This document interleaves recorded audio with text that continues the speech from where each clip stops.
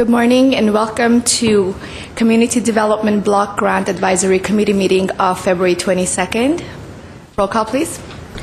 Committee members Cornell, Yes. Oganessian, Yes. Olivares is absent, Sinanian, Here. Chair Markarian. Yes. 1B, the agenda for the February 22nd, 2012 meeting of the CDBG Advisory Committee was posted on Friday, February 17, 2012 on the bulletin board outside City Hall.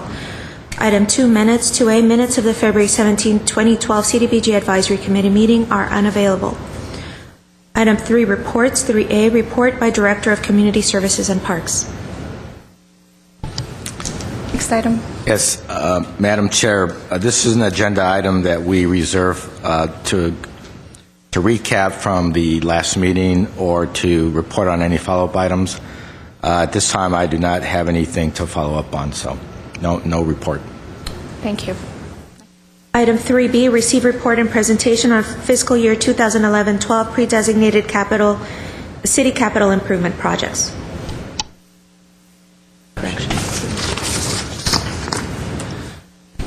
Madam Chair, just a brief correction on the agenda. It's actually the fiscal year 2012-13 capital pre-designated capital improvement projects.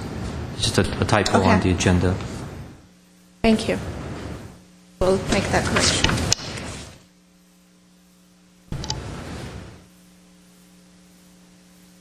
And the first presentation is by City of Glendale Community Development Code Enforcement Program.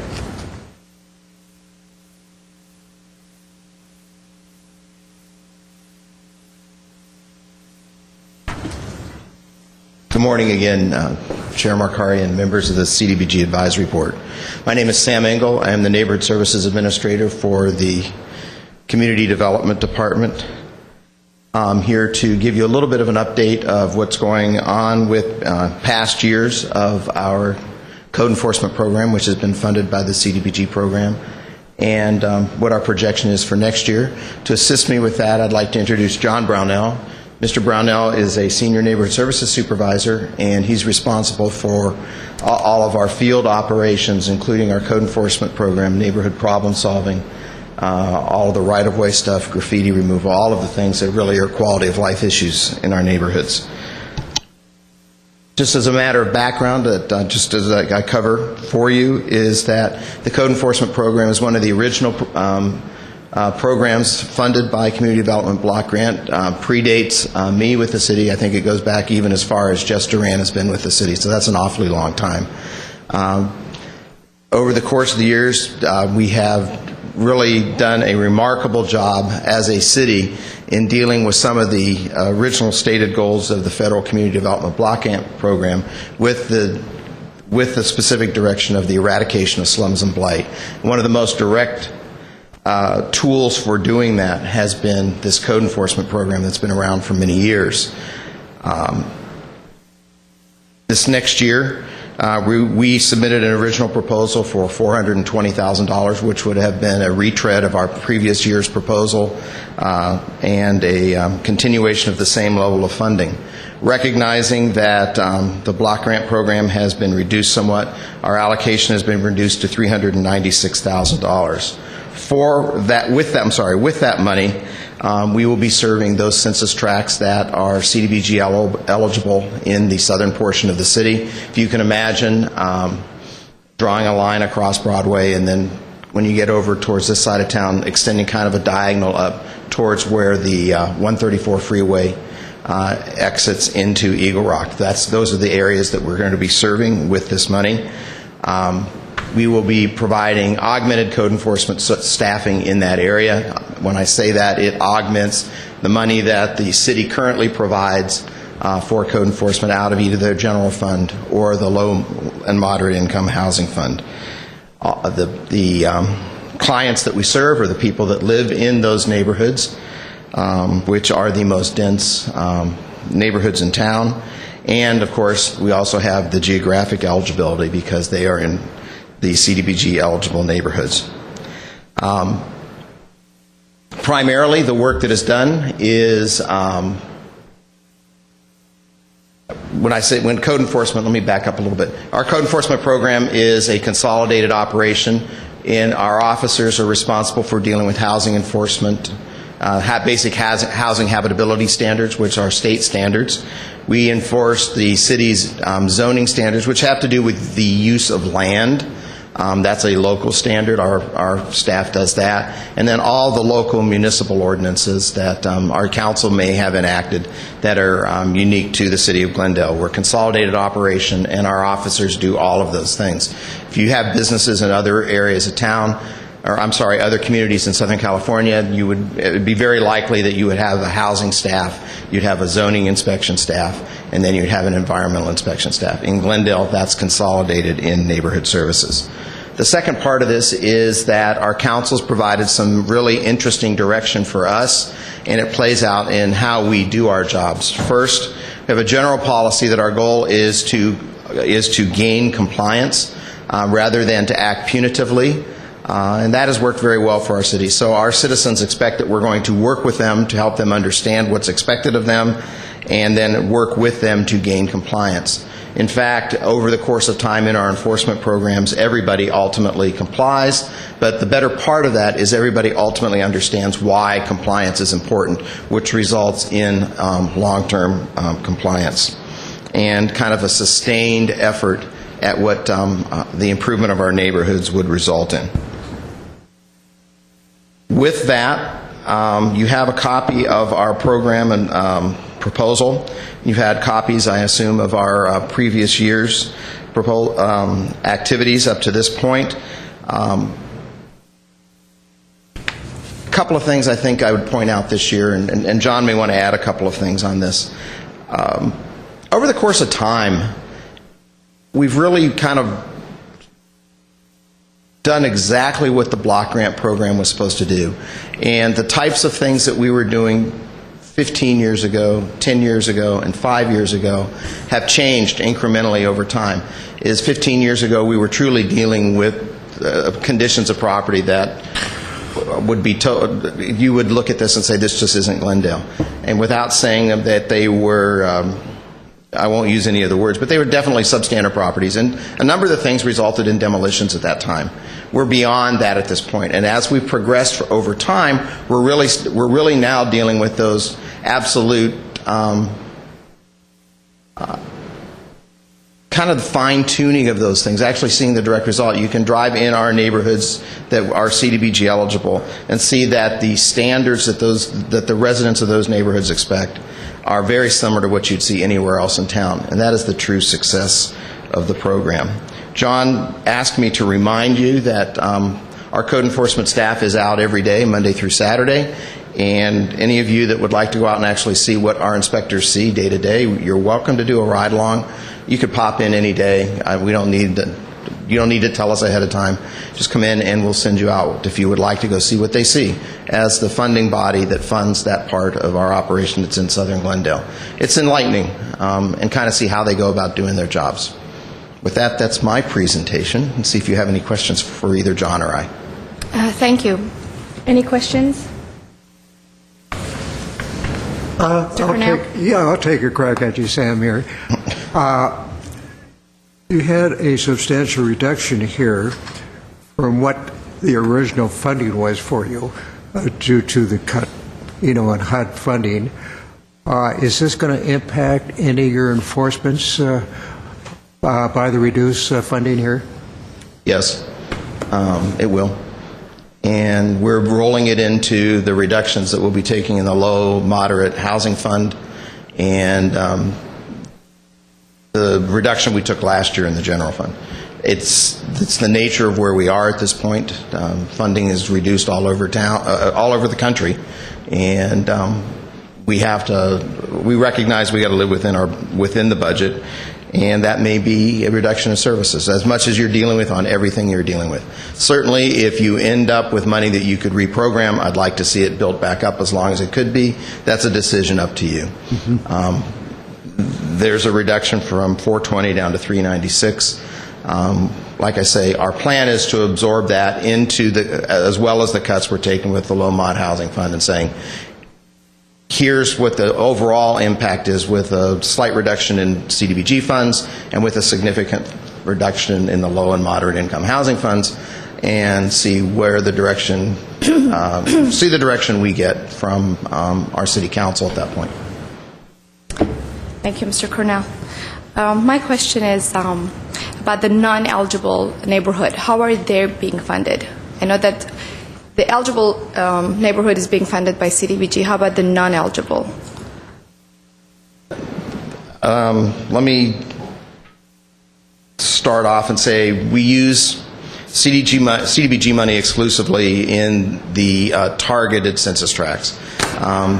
Several years ago, the CDBG requirements were a little bit less stringent, and we were able to use CDBG money not just in the targeted neighborhoods, but in those neighborhoods that were also a high preponderance of low and moderate income people. Those regulations changed. We're no longer able to do that. So the CDBG funds are just in that geographic area that I described in southern Glendale. The rest of the enforcement that we do is funded either by the low and moderate income housing fund or by the general fund. Now, we use a similar type of eligibility to what you do with CDBG to say, all right, how can we best use the low and moderate income housing fund? So we use those in the next tier of neighborhoods in terms of income eligibility up from those that would be CDBG eligible.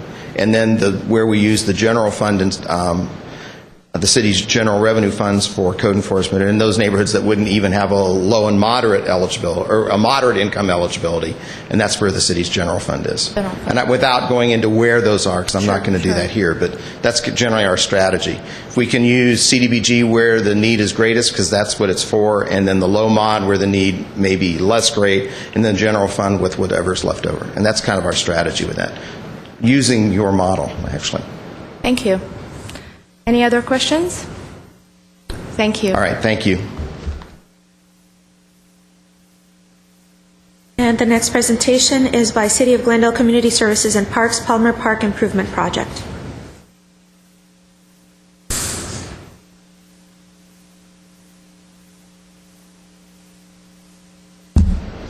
Good morning. Morning. Morning. I am George Balateria. I'm the Senior Project Manager for our Parks Planning and Development section. And what I have for you today is just an illustration of Palmer Park. And I'm just wondering where the best place to put this. So I brought an easel. Okay, this is Palmer Park. Can everybody see okay? Yes. Yes. The project that we're contemplating is the replacement of the playground area, Palmer Park. This is Palmer Avenue right here, orientation to the park. This is Boynton over here, parking lot for the park, the community garden area, the open space area as it exists right now. And this is the restroom structure and so on right here. The group pavilion is there, and this is the playground area. There's a lot of activity that happens in the playground area. It's really been one of our really successful projects. It was originally, all these improvements were built in 1996. So for 16 years, this playground has had intense use, and it's showing its age now. In fact, to the extent that this has risen to the top of our priority projects to replace the playground equipment. It's no longer manufactured, so we can't get parts for things. So now when we look at replacement or repairing, we actually have to remove components because they're no longer available. We have sand play areas. We have actually some of our first rubberized surfacing areas in this area. And it's worn out. And there's patches that they attempt to replace, but now they can't do it very effectively. We also had all our current fall zones, things that are critical to safety of children and the users, have changed. And so now the fall zones no longer fit because of its kind of a circular, curved, enclosed area. The fall zones within these areas don't fit, and we need more space, so that's all going to have to change. The materials that we currently use also need to be updated, to meet current playground standards. And those are some of the elements. The ADA access is also a concern to this area. And I would say probably the number one, unfortunate situation is that the playground is worn out. It's been loved and used to death, so it's time. So this is Palmer Park, and this is our proposed project, focusing on that area. Glad to answer any questions if you have any. A quick question. How old is the equipment? That it's 16 years old. Oh, 16 years. Yes. Okay. So it's had a pretty good lifespan. That's not bad for playground equipment. When Palmer Park was renovated in 1996, the intent of the whole park was to put in durability, and that would add to the overall security of the area. So that was the intent. That's why there's some fencing. That's why we have glazed block on the restroom and other components like that. So there was a lot of durability built into this facility. And now they've worn out. It's done really well, actually, for its age. And what's the ETA on completion? When do we think we'll be done? This project is slated for the fiscal year 2012-13. Okay. And the entire fund 731 will be designated for the equipment. Yes, for the Park. playground area. Just the playground area. Yeah, there's some things here that we want to protect. When we originally opened the park, we had the local elementary school come over and do art pieces, and they actually have this band built into this whole curbing of the signatures of all the students that participated, and we think that's why it's had a lot of care given to it, because the students, now they're older, obviously, but they probably still come there to the park, and the families are still there. And so we want to protect those and maybe, work with those elements in the future so it doesn't all of a sudden just disappear, get ripped out. We want to try to retain that as part of the park. The park won't be closed during the renovation, correct? No. Areas of the park? If we're just focusing only on this component, then we can fence around it and isolate it and deal with that as a project. Very good. Any other questions? That was just a quick question. So the facility's still being used at the present time? Yes. It's open. I was just worried about getting it done quicker because of the safety issues. You're saying it's not safe anymore for the use of children? Right. There's we have a certain level of grandfather clause that affects, the fall zones and so on. But when we actually start replacing this with equipment, then we have to upgrade everything else, ADA access and surfacing material and so on. Give him assurance. Good morning, members of the committee. I am Yilta Tavosian, Administrator of the Parks Development and Planning. I just want to reassure you that what we're doing strategically right now is going through all of our parks, and those playground equipment that are potentially not safe, we're removing parts of them and adding sort of play elements to them so that they don't look half-completed play equipment. So this is one of our critical park sites that will be removing potentially some components of the play equipment and replacing them with other toys and things that are part of the structure while we begin the design, while we get a designer on board and begin the design process. You had asked if the entire funding will be for the play equipment. I just want to add that that's a big component of it. However, we're also looking at some lighting upgrades. We have strategically, we're going through all of our parks, and where possible, we're adding adding security cameras, working closely with the PD department, our police department. So given the extent of usage of this park, we think it's a critical location to put the conduits in, and if we can cooperate with our police friends, install the cameras now, or come back at a later date and add the cameras. So we talked about lighting, definitely some system improvements such as irrigation as needed. But I think George touched on the critical points, but I just want to give you assurance that this is not the only park. We're going through all of our playground equipment and making sure that we are removing parts as they are falling apart. And we have a program to go through all of our parks and replace them. But, as funding comes available, we tackle priorities. Thank you. Great, thank you. you. One quick question on particularly this park. I remember Maple Park has staffing available at all times. I know that. Yes. Does Palmer Park provide that staff, people that are watching out for the abuse of equipment, city equipment, and also watching out for the safety of children as well? I believe right now they still have one gardener, but they may be rotating everybody like they are now. Staff, there is staff there for so many hours to take care of the basic maintenance function. But after they're gone, then the eyes and ears, essentially are gone for that period of time. Jess, if you... Yes, Committee Member Oganessian.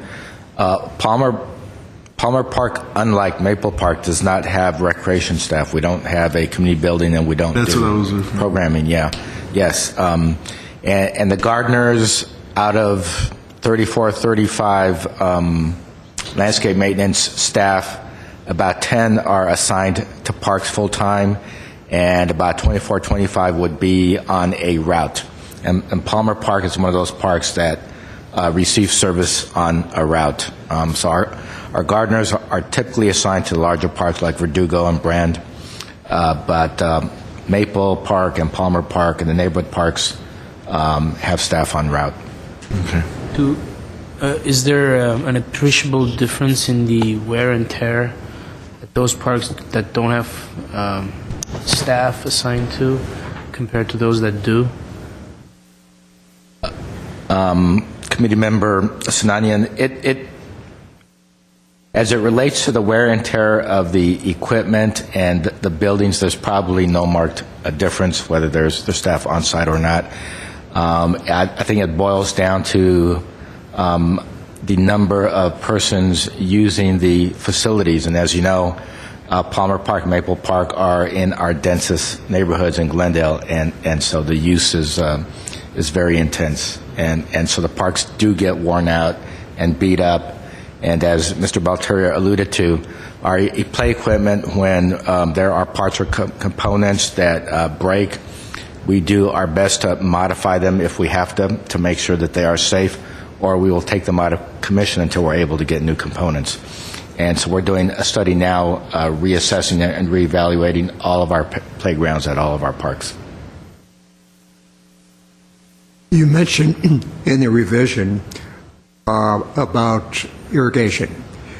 Has there been any brainstorming by your staff about going, in light of the increase in water now, and the discussion about going to turf? Has there been any discussion among your staff about possibly going to turf and saving on the irrigation here? The artificial turf. That was a... I'm sorry. We had considered artificial turf at this location. However, we had a lot of community meetings of recent times to address changes and things people saw there, the users of Palmer Park. And I would say the majority of them want to retain this nice big natural turf area.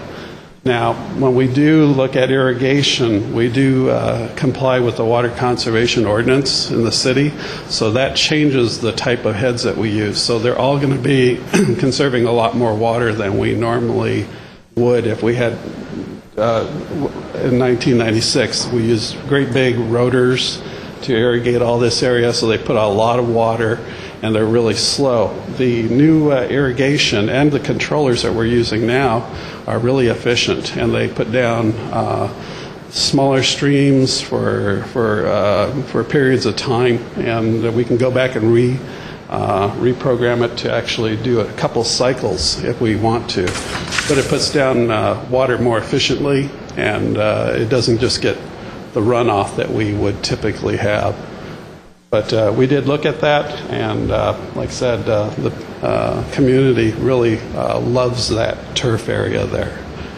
Your department, I believe, because I'm involved in water a lot, because our association up in Rancho is the 5th largest water user.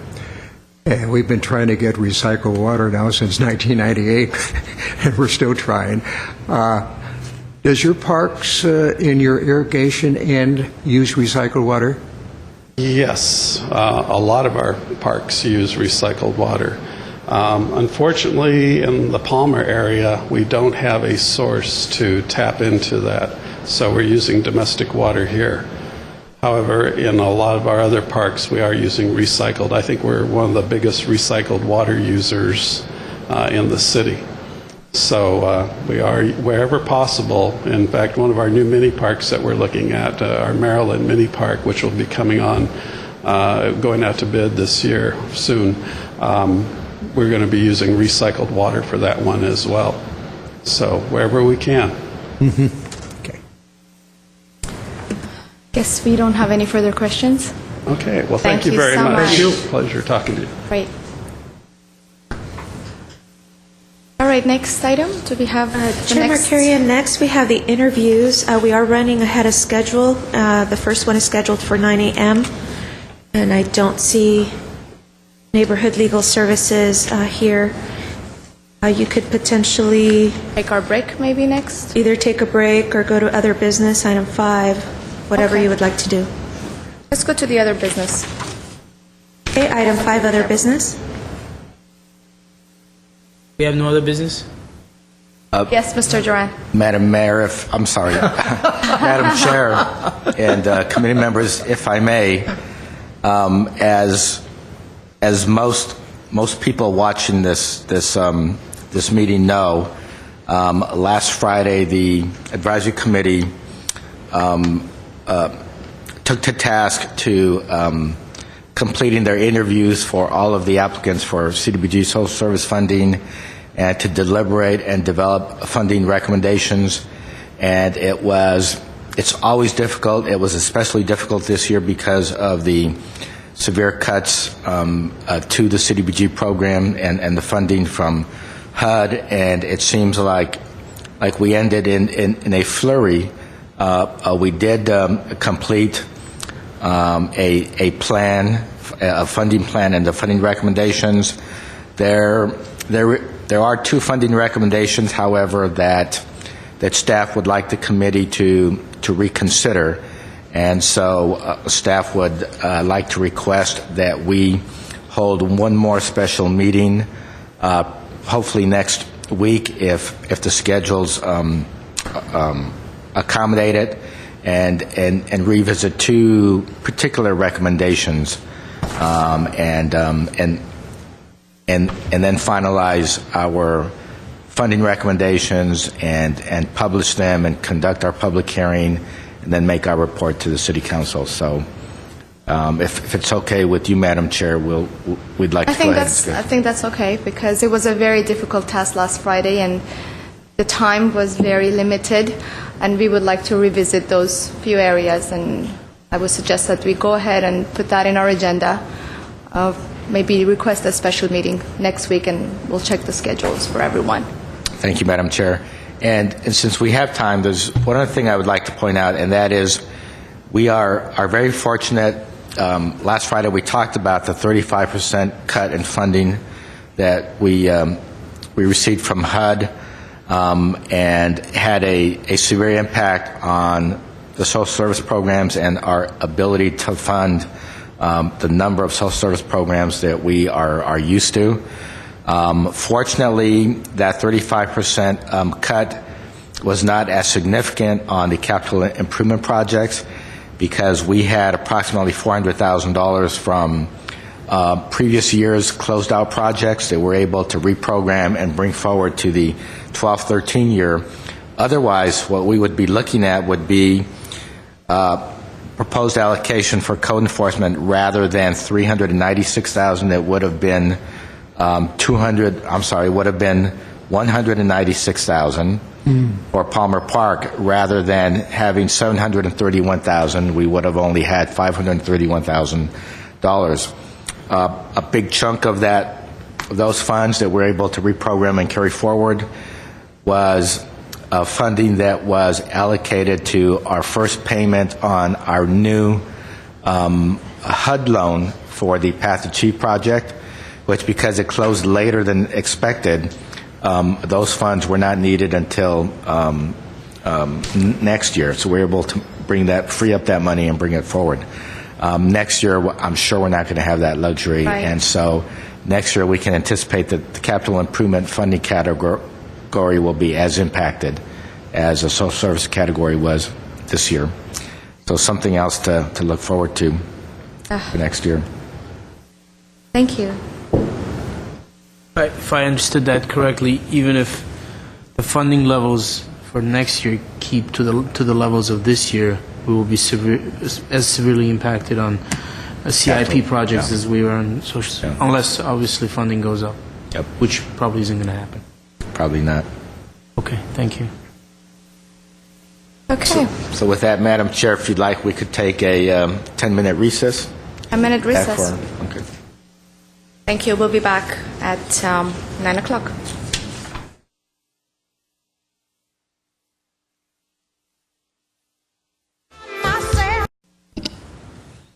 Just think of it as having a lot of room, spreading out.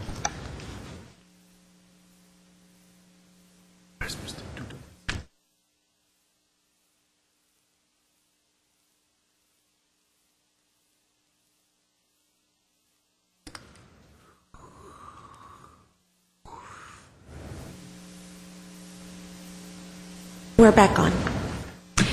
Good morning and welcome back to CDBG Advisory Committee meeting of February 22nd. We're in the process of starting our capital improvement interviews. Do we have the applicants here? Yes, we do. We're back to item 3C, and I believe I didn't read it into the record earlier.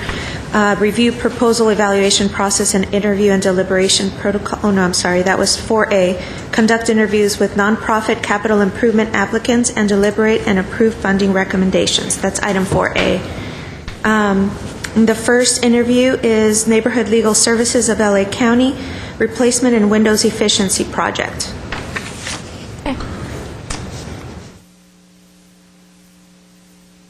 Hi, good morning. Morning. Do I start? Okay. Good morning. I'm Lynn Hortal. I'm the Chief Financial and Operations Officer for Neighborhood Legal Services of Los Angeles County. I thank you for the opportunity to talk to you today about our Windows Replacement and Efficiency Project. And I also thank you for your dedication to the City of Glendale, for your support of nonprofit organizations, and for your assistance in improving the lives of the residents of Glendale and our community.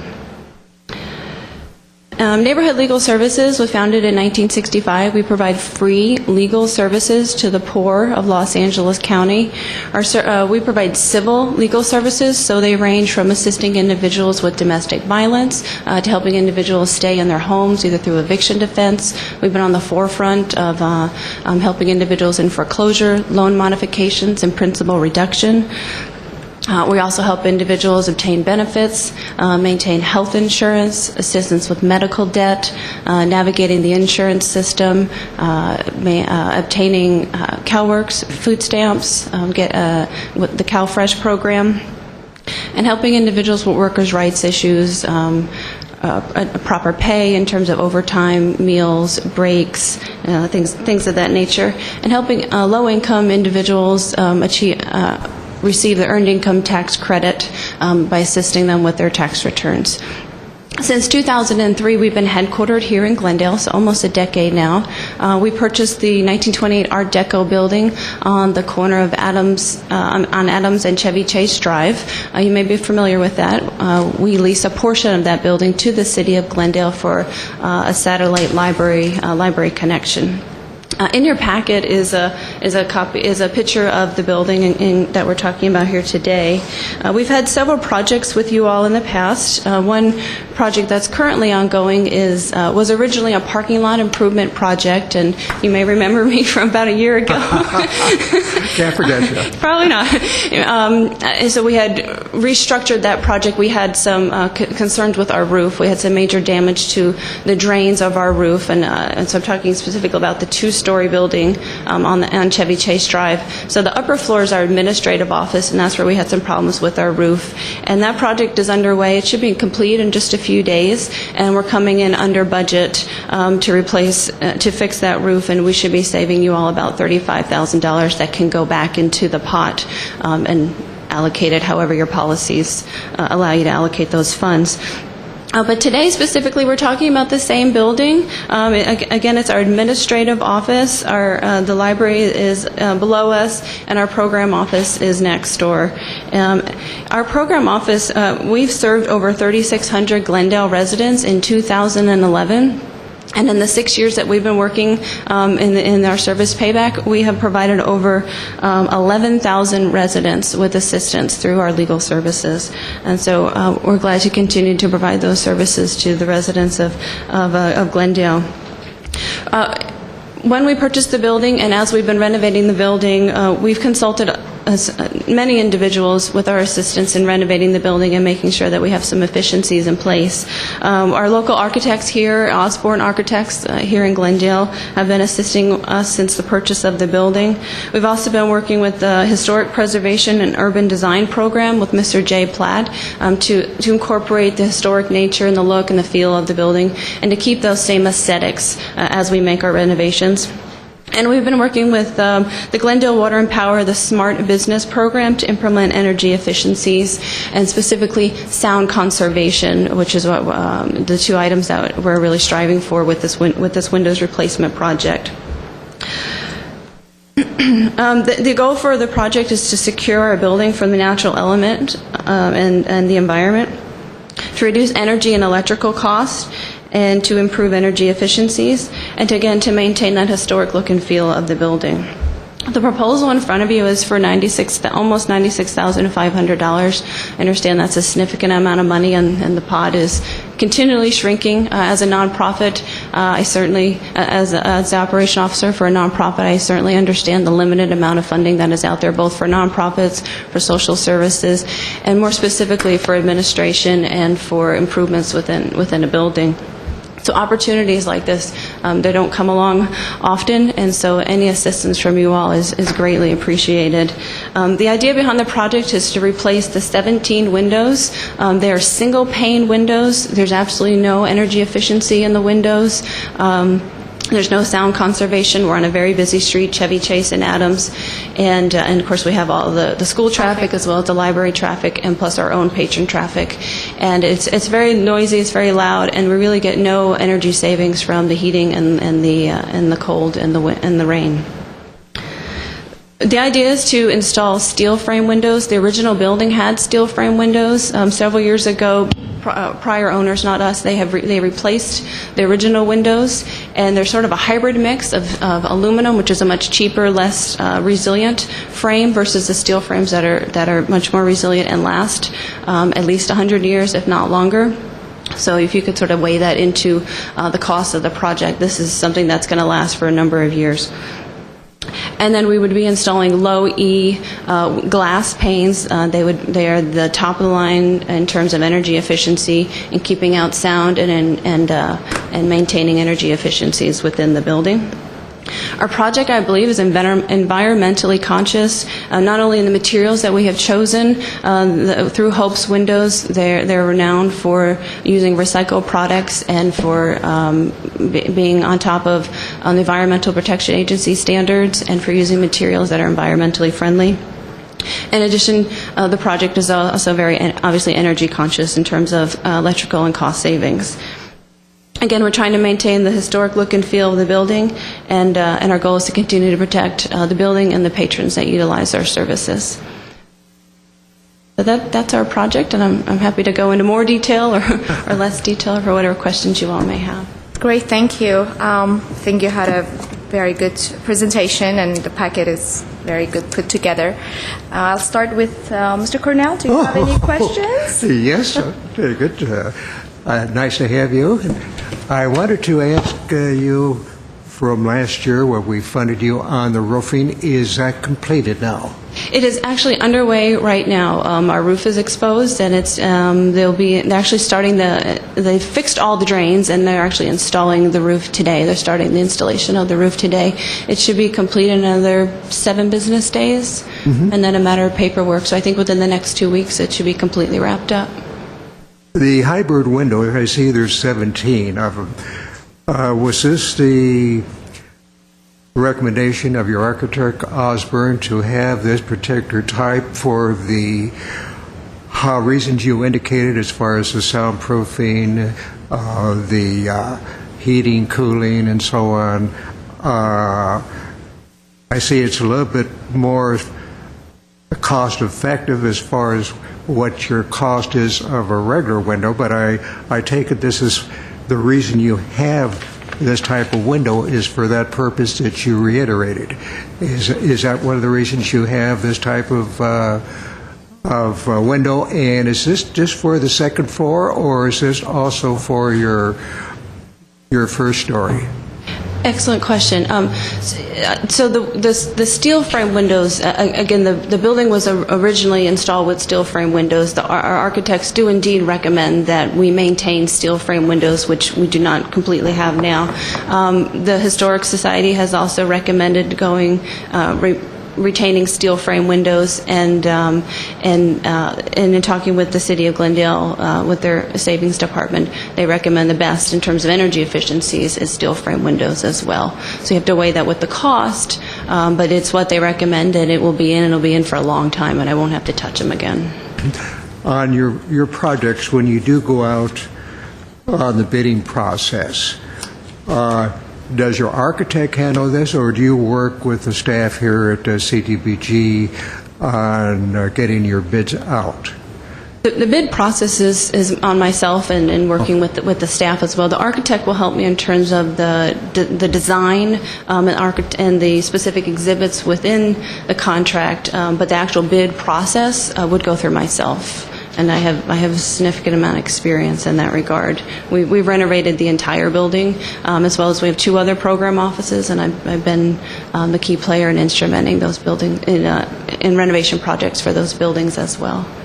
I didn't see a plot plan here, but that's fine. It was pretty much detailed in your paperwork here, but the total number of windows is correct at 17 then? Correct. I'm sorry, I didn't answer your first question. Yes, the 17 windows, it's only the second floor. The first floor is all storefront windows, and those were done when the library was renovated back in 2007-ish. Don't quote me on the year, a few years ago. The storefront windows were new for the library, and then our program office as well received new storefront windows. The back windows on Park Street have remained. They were salvageable, and they were able to be restored, so we were able to keep those, but the upper windows, they're not able to be restored. Just the 17 windows on the second floor of the administrative office directly above the library is what the project is for. That concludes my questions. Thank you. Mr. Sinanian? Hi, welcome back. I do want to thank you for the great job that you guys do and commend you on the important service that you provide to the residents of our city. I want to thank you for what looks like $35,000 that may potentially come back to our fund. But I would like to know why there's a surplus of $35,000, because as great as it is for us to actually come up with surplus money at the end of the year, the fact is that there's another way of looking at it. There's $35,000 that could have been allocated to another entity asking for the money. So if you can address that issue. Absolutely. So the original project was for the parking lot, and when we had come to you and asked to restructure that project into this roof project, the cost for the roof was significantly less than the cost for when we were to do it as the parking lot project. And so that's the difference for the savings. When we put it out to bid, it came in at less than $50,000, and we're on target in terms of spending those dollars. And I'm not exactly sure about behind the scenes how it worked, but we were still allocated the full amount of money from the parking lot, even though we weren't going to use all that from the bid. And you're basically going to rely 100% on CDBG funds to implement this project, the upcoming project, the one for year 2012-2013. Is that correct? That is what we're proposing. We do have very limited funds in terms of building renovations, and most grantors will pay us for direct services, but they won't pay us to do building renovations or to staff administratively. We do have one large grant. It's a federal grant. We have to ask for specific permission if we're going to use those funds in that regard. However, over the last 2 years, we've lost over $1.1 million. We're anticipating additional cuts in 2013, as most nonprofits are, from social-related programs through the federal government. That would have been an area that we could have gone to help us, to assist us. But in this economic times, it becomes increasingly difficult to be able to rely on other funding to do those types of renovations. And the more dollars that we have available for direct services, the more clients that we're able to assist in the legal process. So, and I looked at the three choices of possible variations or scenarios of what may happen if we don't fund you at the full amount. So, of the three choices, if I'm hearing you correctly, what's most likely to happen is cut in the services being provided to clients, and I guess a reallocation of some of those funds to this project. Is that? That would be two options. The third option would be considering to scale back the project in some regard. Instead of How do you scale back this project? That's what I was trying to understand. Sure. Instead of replacing all 17 windows, there's 2 or 3 in the back that are sort of in the kitchen area that we could possibly not replace those at this time. Maybe that's something we could do at a later date. I do remind you that the project has a 10% contingency reserve built in just for safety precautions. It is an old building in case we come into any concerns with asbestos or lead paint or any type of environmental hazard. So there's sort of a little buffer there in that regard. It has been my experience that when these go out to competitive bids, sometimes they come back a little lower, so there's always a possibility there. And again, we could continue to scale back on the project by either doing less windows, maybe not doing as high of a low E rating on the glass itself, but those are things that are not ideal, but it would need to be weighed with the amount of money that's available and how much if we would have any funds to be able to supplant the project. Okay. A question for staff. Mr. Curry. No. I have a question. Maybe you can just combine comments on that. And Mr. Duran, what happens to monies that are not spent and are basically brought back, returned to CDBG? In terms of how do we reallocate those? Do they have to be, like the social services, have to be allocated this year, or they can be reallocated for next year? I think it's next year is going to be okay, right? Yes, Commissioner Sinani, members of the committee. Yes, I've already actually projected the funds to be recaptured. I guess I don't want to use that term. Actually, returned from Neighborhood Legal Services in your funding plan. It's $46,000. No, is it $34,000 actually? And it's actually part of the funds that Mr. Duran had mentioned earlier about having those funds available to fill the gaps for the rest of the capital projects. So those funds are actually budgeted for fiscal 12-13. So we've taken into account that there is some surplus funds that Neighborhood Legal Services did not use because of the reduced scope of project. And assuming that everything goes well, so far everything's going really good on the project, those funds have already been budgeted in your plan for $34,000. So that kind of meets that huge gap of $1 million we lost this year. So in other words, if everything works out the way it's going, we're not going to have $34,000 come. There's no additional $34,000 coming back. Correct. It's already in your funding allocation plan to... Okay. Well, that's sort of a disappointment. I was excited there for a second. And to answer the second, I think, question too, as far as the scaling back the project, one of the concerns we have, concerning staff, is that the building is potentially historic, National Historic Preservation project, so we've actually had to work with planning staff to make sure that the project meets those standards. So if I'm just a little concerned if we do take out some windows or some of the projects, it may not meet the standards, and then you don't have that concern. But it's doable with maybe some of the windows being pulled out. But it's pretty much a I don't want to say all or nothing, but it is a whole project in itself because it's the windows and the building being historic as well. We have to be careful with that. We just couldn't put a few windows and make it look very odd, and that wouldn't pass the standards. It would pass. It would not. It would not. Yeah. So it is all or nothing, you're saying? I think what he's recommending is doing the project all at once versus Correct. doing it Right. 2 different separate times.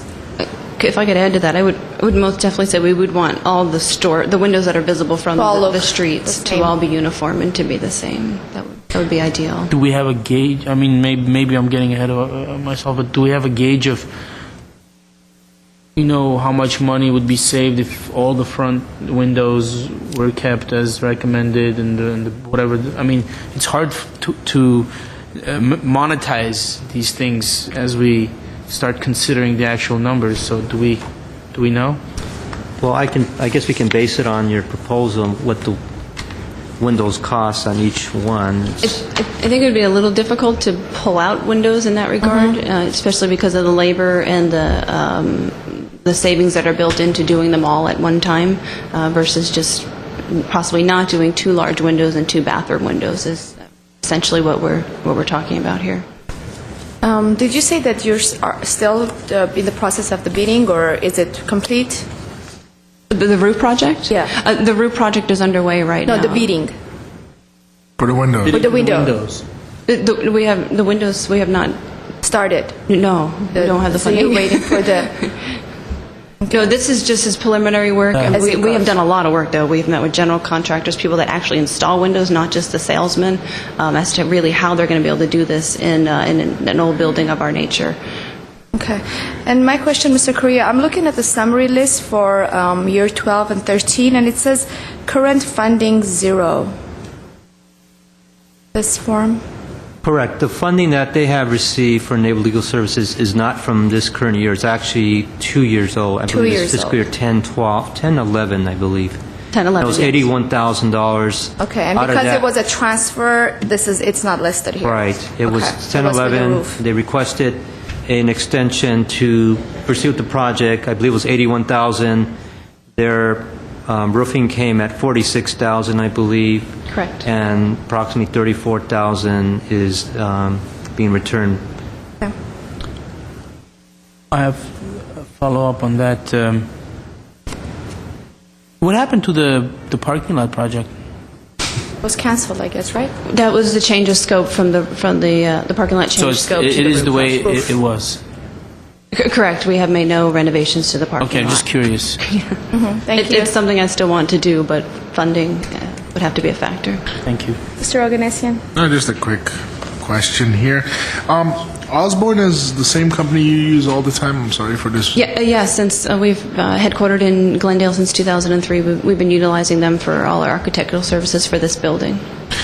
I was looking at the construction costs, the breakdown of how it's going to work. These windows are pretty standard windows, not floor-to-ceiling windows. Am I correct? They're just pretty standard. Correct. They are no longer floor-to-ceiling windows. Okay. When you read the breakdown, the total number makes sense, but if you actually divide the total number by 17 windows, it's almost $6,000 a window for a standard window installation. Doesn't that seem a little too high? Again, they're steel frame windows, so Regardless. You have to weigh that. Well, we got a quote for aluminum windows, which I think is what we presented the last time we were up here, and they are significantly cheaper, but they're aluminum, and they only last approximately 20 years, where steel frame windows are known to last more than 100 years. Okay, when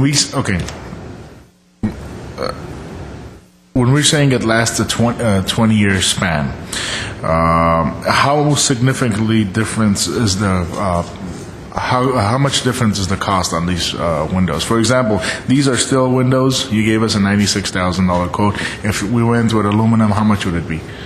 It would be significantly cheaper. How significant? I don't have that exact dollar amount Half? in front of me, though. I think that's fair to say. Okay. What the reason I'm asking is, would it maybe be a little bit smarter to go with different kinds of windows? Mr. Oganessian, I think when she explained the building being historic and originally having the steel windows, I think that has been recommended that they keep the look and maintain the historic Well, the reason steel what I'm window. saying is we can save $50,000 by going 20 years. Why would you put a window that's going to be up there for an additional 100 years when we don't have funds for them? I think we're going into deliberations right now, so. Okay. Thank you very much, though. All right. Thank you very much. My only concern would be because of the cuts, we don't have the funding. I would like for you to go ahead with the program, with the improvement. However, if you don't fund 100%, I'm just concerned how are you going to come up with the shortfall. I mean, you explained that you have other fundings that you may be able to get. So I would really like to see this program, this improvement move forward.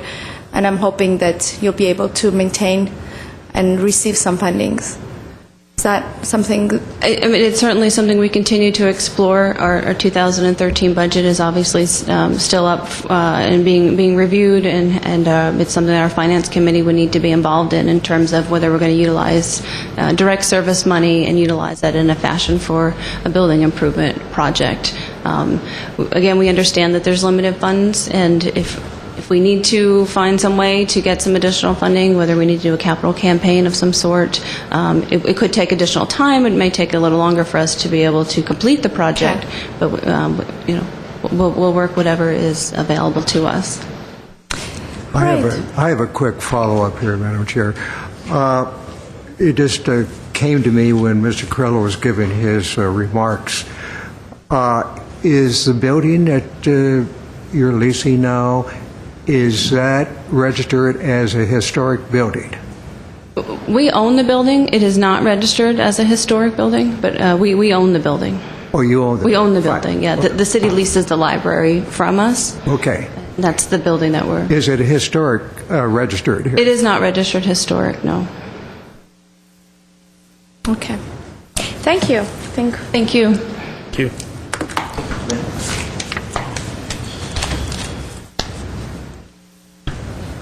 All right, next. Okay, next we have Armenian Relief Society of Western USA, Inc., ARS Community Center Restroom Kitchen Renovation. Good morning. Morning. Good morning. Morning. My name is Talara Tablian, and I work with the Armenian Relief Society of Western USA. Our center houses the ARS Social Services Division and our Guidance Center. ARS Social Services provides a variety of much-needed services to low-income individuals and families in our community. This includes case management, help with form completion, citizenship classes, job training skills, and much more. Our Guidance Center offers access to the community to counseling services, and all of the services that we provide are at no cost to our clients.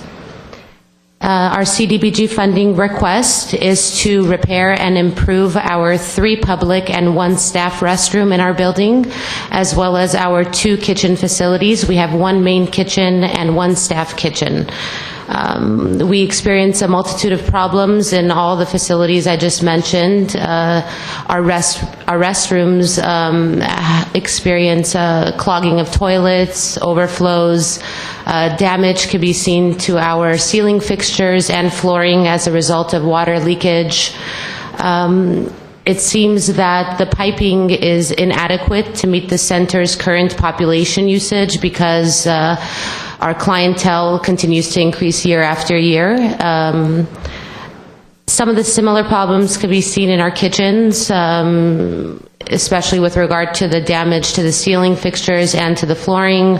There's faucet leaks, continual dripping.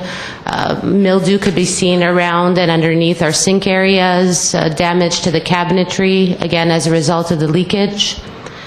We feel that these improvements are necessary because otherwise they're going to continue to be unsanitary for our clientele as well as our staff. And no real improvements have been done to these facilities since our building became operational in 2000. Thank you. Thank you. We are familiar with Armenian Relief Society. I've been there many times, and it's a great service for the community. Your staff is doing a wonderful job. Commend you on that. Thank you. My question is, you said most of these problems have occurred because of the leakage.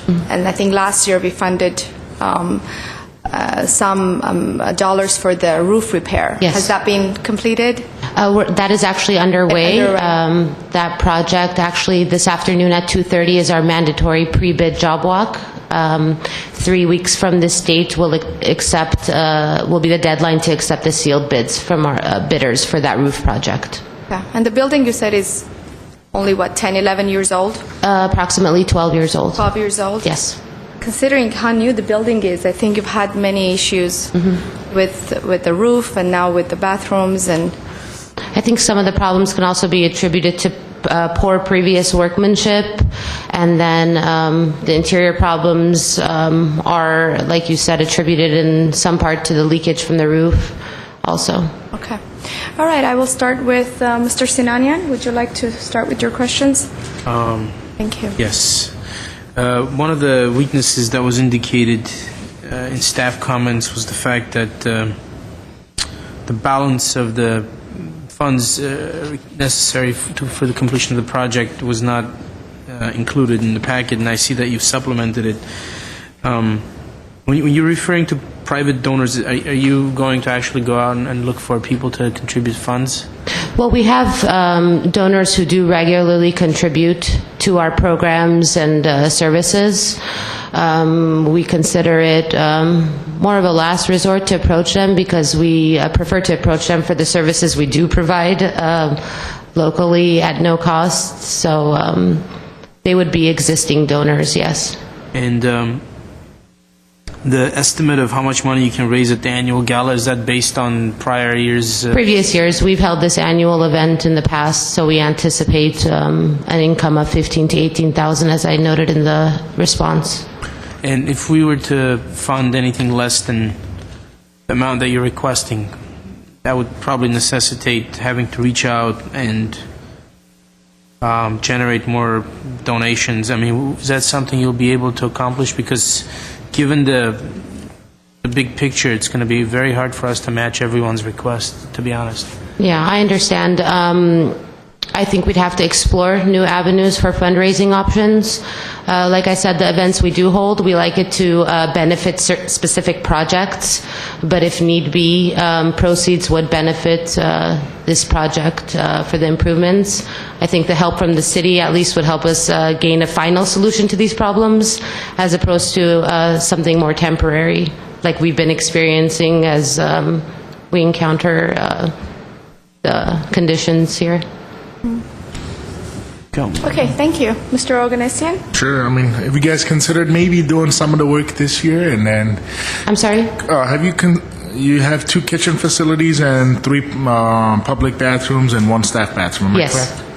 I mean, would you guys consider maybe just doing the public bathrooms and one of the kitchens and then leaving some of the work for next year? We wanted to take a more comprehensive approach to solve the problem. When we did apply for the roofing grant last year, we did take these facilities into consideration with that grant because some of the problem was a result of that problem. So we did put off the project, and we said we'd try for funding for this year. That's why we included it all together in this proposal. All right, Mr. Cornell, do you have any questions? Yes. So your public restroom And the staff, it's going to be both, what, on the first and second floor? I wanted to ask you, I didn't see a plot plan here, but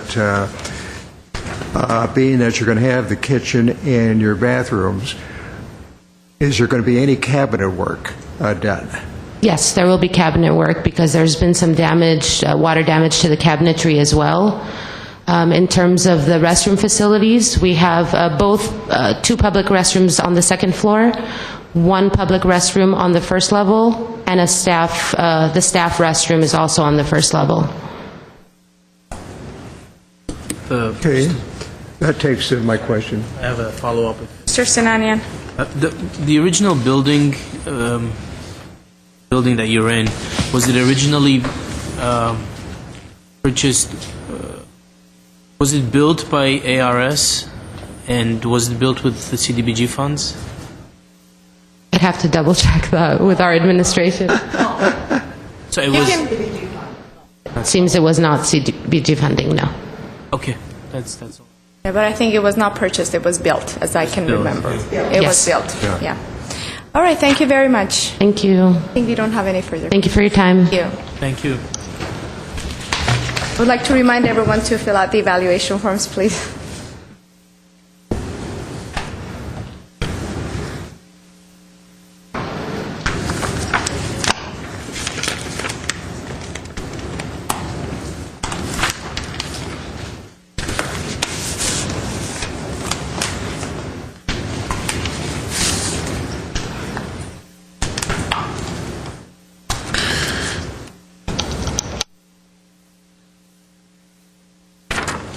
Okay, let's start with the next.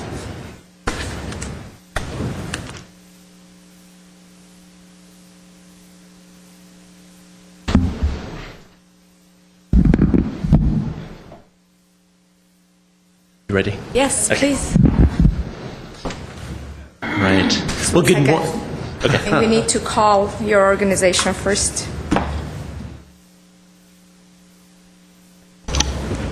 Sorry, I'm just going to call it into the record. The next agency is Door of Hope, Energy Efficiency Safety Upgrade Windows. Hi, good morning. Morning. Are you ready for me to Yes, start? Okay. yes. Tim Peters, Executive Director of Door of Hope, and I'm very excited to be able to share with you again about another opportunity to partner with us, as you do already, and we hope that you will continue to do. As you know, Door of Hope is a transitional housing program for homeless families and children right here in Glendale. It's a vital front lines organization that helps homeless women and children, many of which are homeless as a result of domestic violence, transition from homelessness to self-sufficiency to permanent housing. Our mission is to equip homeless families to rebuild their lives, and as you know, in this economy, as it is hit families extremely hard, the local count here in Glendale in 2011 was 412 homeless indicated in the count, and 117 indicated that they were homeless in part of a family. 62 were women and children and had reported that they were homeless as a result of domestic violence.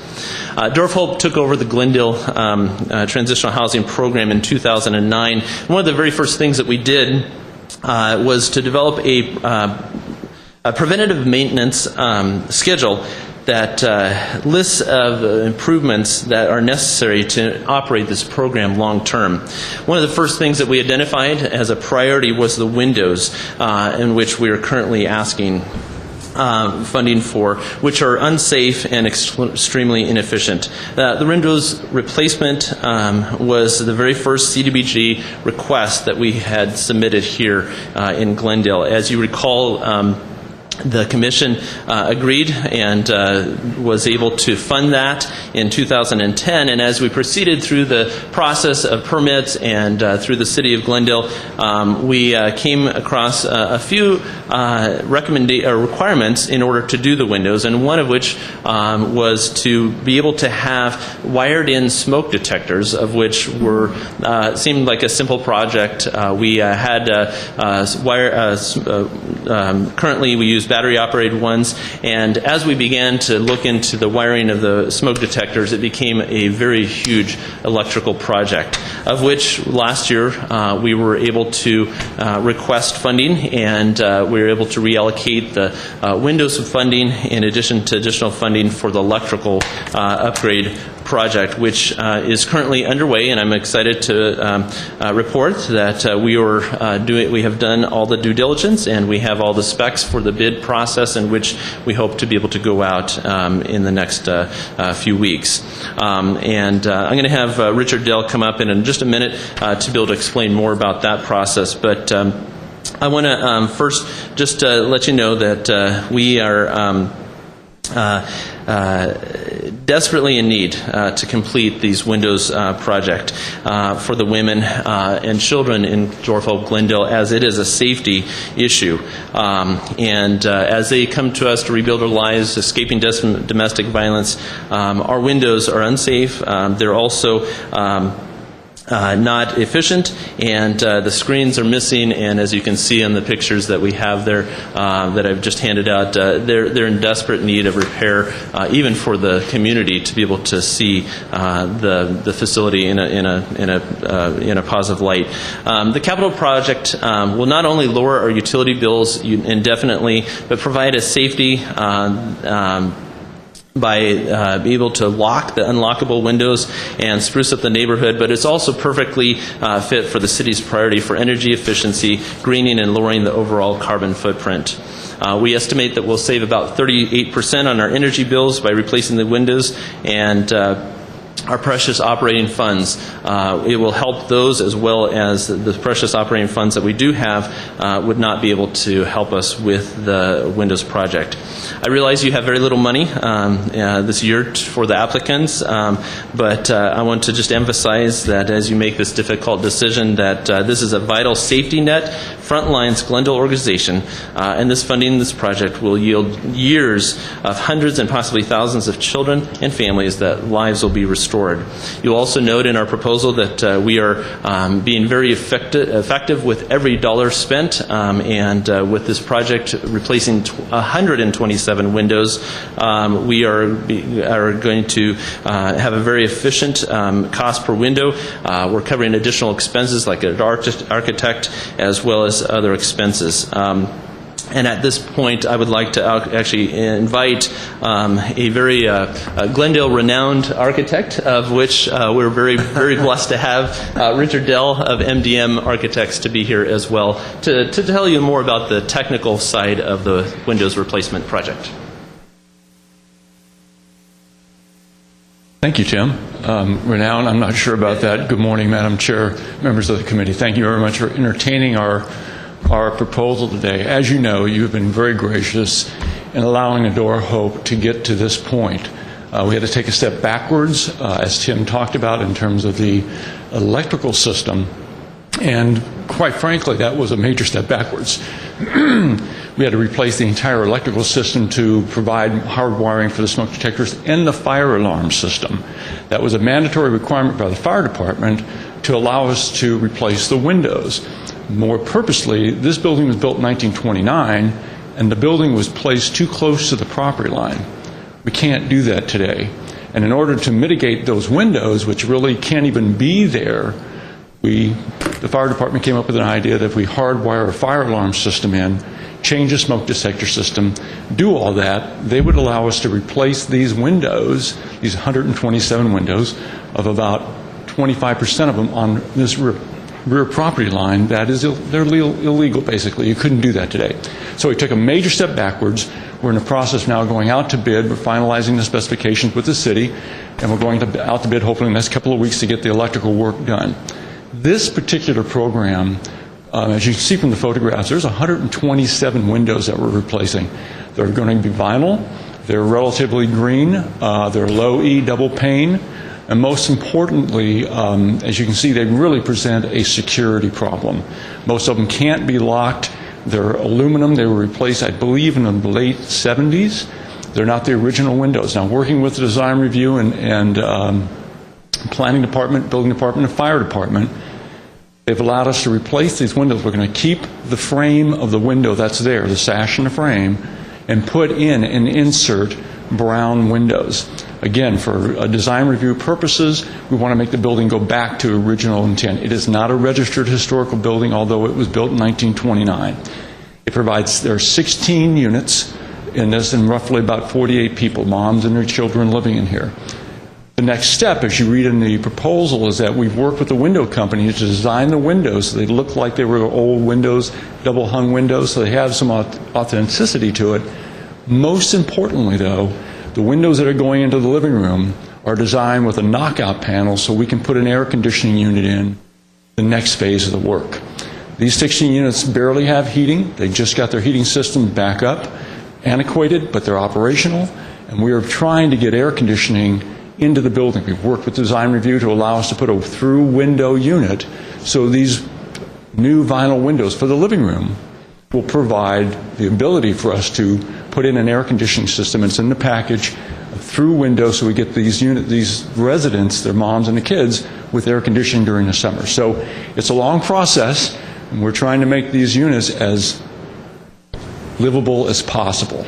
Ergo, the necessity now to go from the electrical work to the windows, thank goodness, make the building more efficient and more safe, because again, this building's right on the property line. It's pretty exposed. But with your graciousness, we hope that you'll be able to give us some intent and some direction in terms of getting this next phase done. But most importantly, it's phase 2 of phase 3. The last phase would be putting the air conditioning system in with some fans to bring the temperature down in those 16 units for those 48 residents in the facility. So again, there's not much. I'm here to answer questions technically, but again, we've shopped the windows, we've talked to the windows manufacturers and installers, tried to ensure the fact that we're getting quality and stretching the dollars as far as we can. But again, there are 127 windows we're replacing, and for that price, we think we've got it down to a manageable number. And we've sought out 3 bids from 3 different window companies, tried to work with them, and you'll notice in the proposal there's a discrepancy between a higher window value and a lower window value. I'm not comfortable with the lower window value. I don't think they've taken in consideration prevailing wage. I think the windows they'll do. They don't have. I don't believe they have the longevity that we're looking for. We're not looking for 100-year windows. We're looking for 20 to 30-year windows. And the vinyl, the new generation of vinyl windows that are coming out, Milgard, Genply, things of that nature, manufacturers, they seem to be holding up relatively well. So with that, we worked very hard with design review to make sure that these windows were compatible to the neighborhood, compatible to the building, so we weren't putting something in that wasn't architecturally compatible to the vernacular of architecture. But most importantly, it's a security issue and a control of energy. Again, the windows, as you can see some of the pictures, they don't even close. They can't close. So we're losing a great deal of energy from heat, and we have a lot of heat gain during the summer, and no way to move that air around. Ergo, with the new windows, we'll be able to stop the solar gain during the summer, and hopefully get the next phase 3, get those 16 air conditioning units put into the building so these families can have some air conditioning during the summertime. So it's a long journey that we've been on. They've been very gracious to help us along this way, and we certainly hope that we would have your continued support in this. I'm here for any technical questions regarding what we're trying to do and how we go about doing it. Thank you very much. Thank you. And yeah, it has been a long process, and we remember this project when it first came to us, and I think you've had some obstacles in the electrical upgrade and smoke detectors, and I'm glad that's in works and it's moving forward. Definitely the window has been a priority for you, and it is a priority for us. Security reasons, energy efficiency reasons, and the amount you're requesting is pretty large, and as you know, we may not be able to fund that amount. I will start with my fellow commissioners and will address their questions.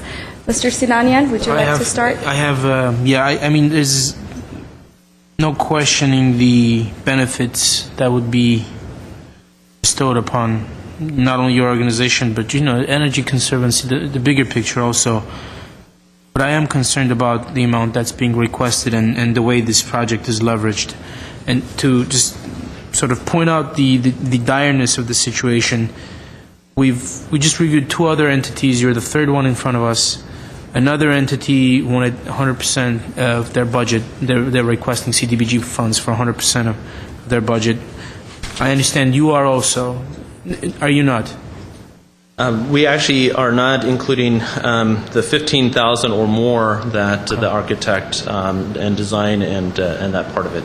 Okay, so granted, even with that taken into account, if we were to eliminate all the other applicants, all the other entities applying for CDBG funds, and we left just these two entities, we would still be $20,000 short of what's being asked.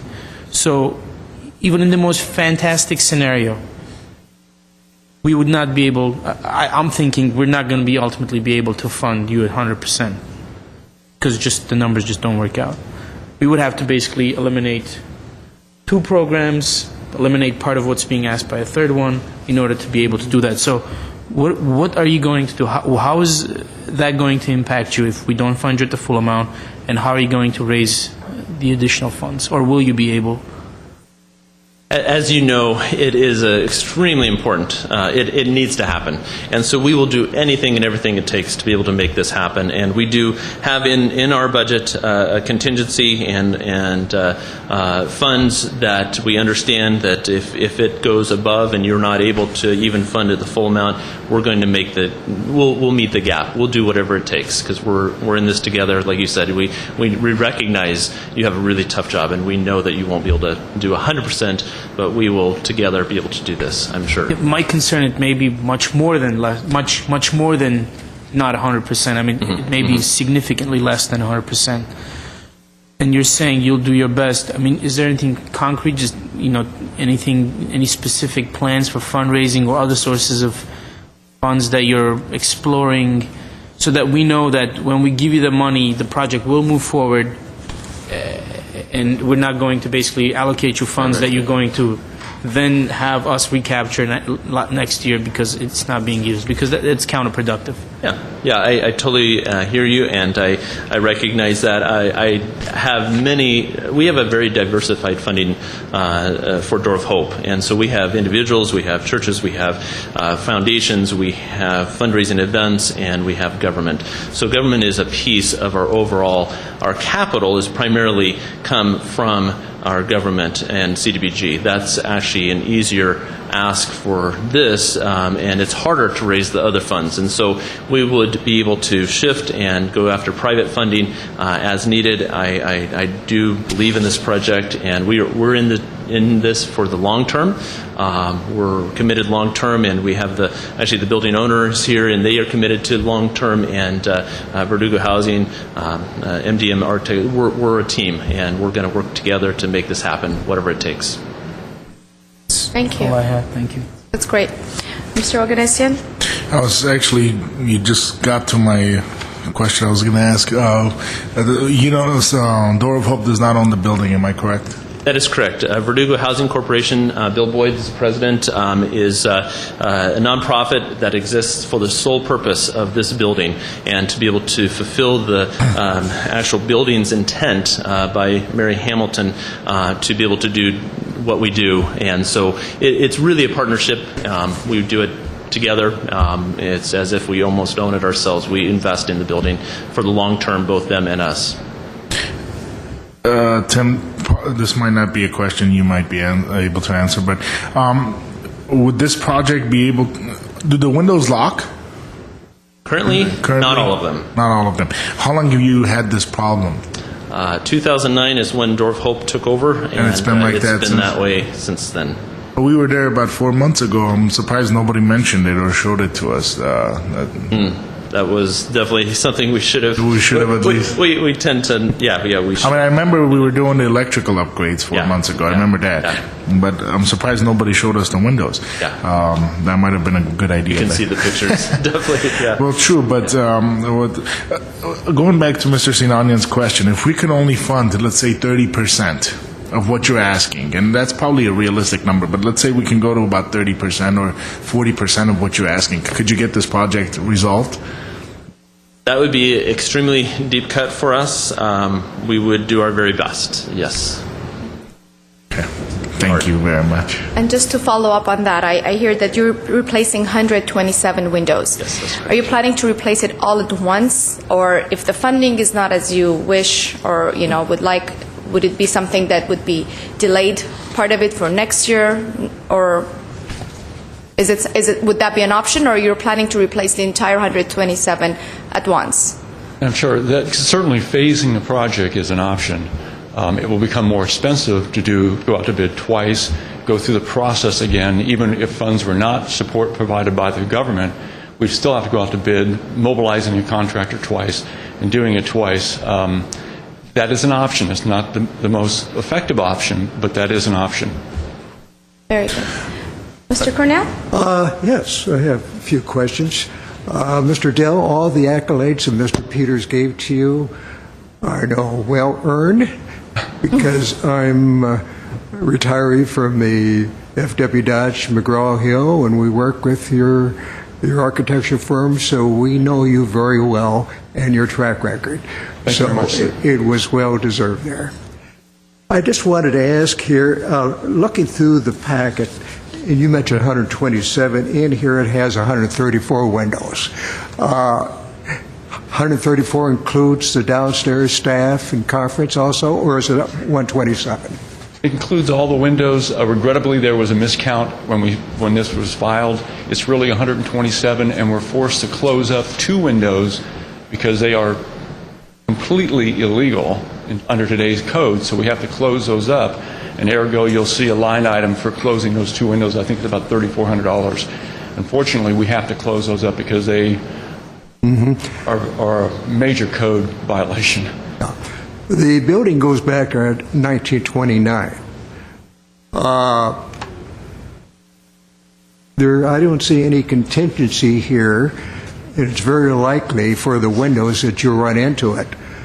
But do you have any contingency plans in the event that you might run into an asbestos problem?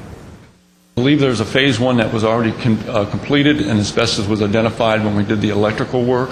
And we don't believe there's asbestos located in these windows. They've been changed from the original windows, these newer aluminum ones that were put in back in the 70s.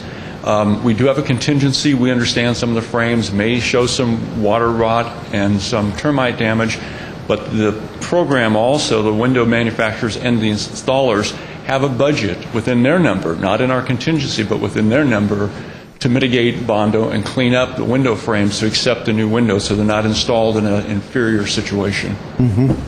The windows, are you going to use your existing screens, or will there be new screens? New screens. New screens. New screens. I saw here, this is one question for Mr. Peters. You mentioned that you hope to have let's see, what is it, the VHC, pick up some of the tab, or at least, 10%. Have you talked to them, had any dialogue, and any commitment that they will come aboard with you on that 10%? I believe, are you referring to the Verdugo Housing Corporation? I think, correct. Yes, the Verdugo Housing Corporation has made a commitment and actually has already been paying the bill for the architectural portion of the project, which has been extensive because there's been a lot of due diligence and a lot of making sure that we have everything going into this project in order. Okay, I think that was about it that I had on my questions here. Other than that, a very good job. Quick follow-up. Yes, Mr. Senator. And I see that, I just want to stress for all of us, the windows are 50 years old, right? The existing window frames are from the 1929. The aluminum windows that were placed in, I believe, were inserted in 1978. They've run their life cycle, obviously. I'd be shocked if they hadn't. And you can imagine they were not the most effective windows, but they did provide a service at that point in time. And unfortunately, they just don't work anymore.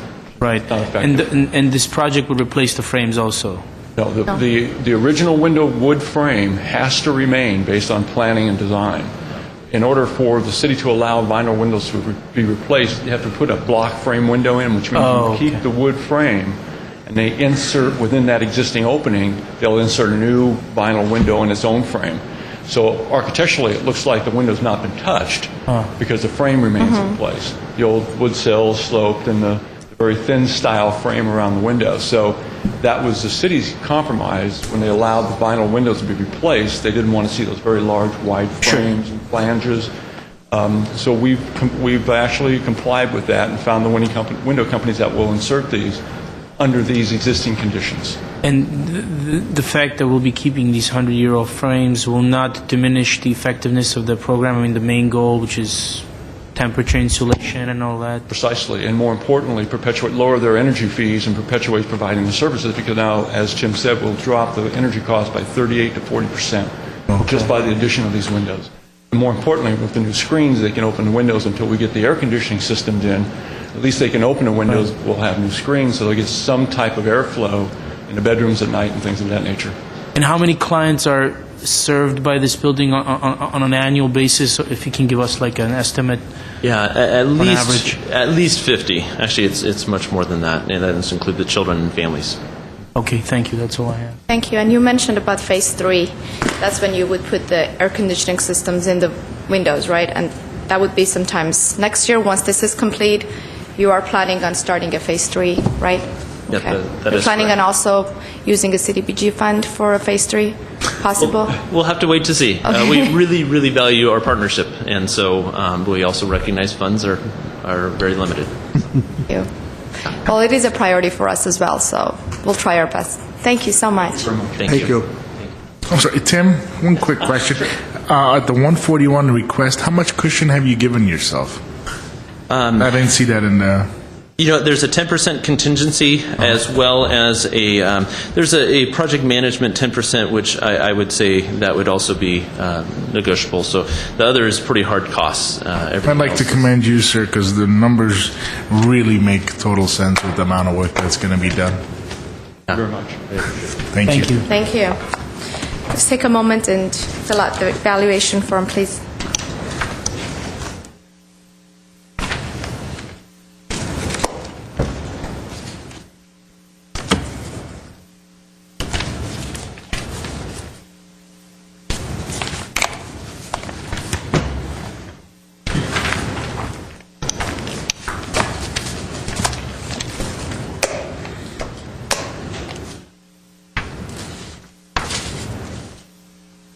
Okay, next applicant, please. Okay, next we have Glendale Adventist Medical Center, Center for Mission and Community Development.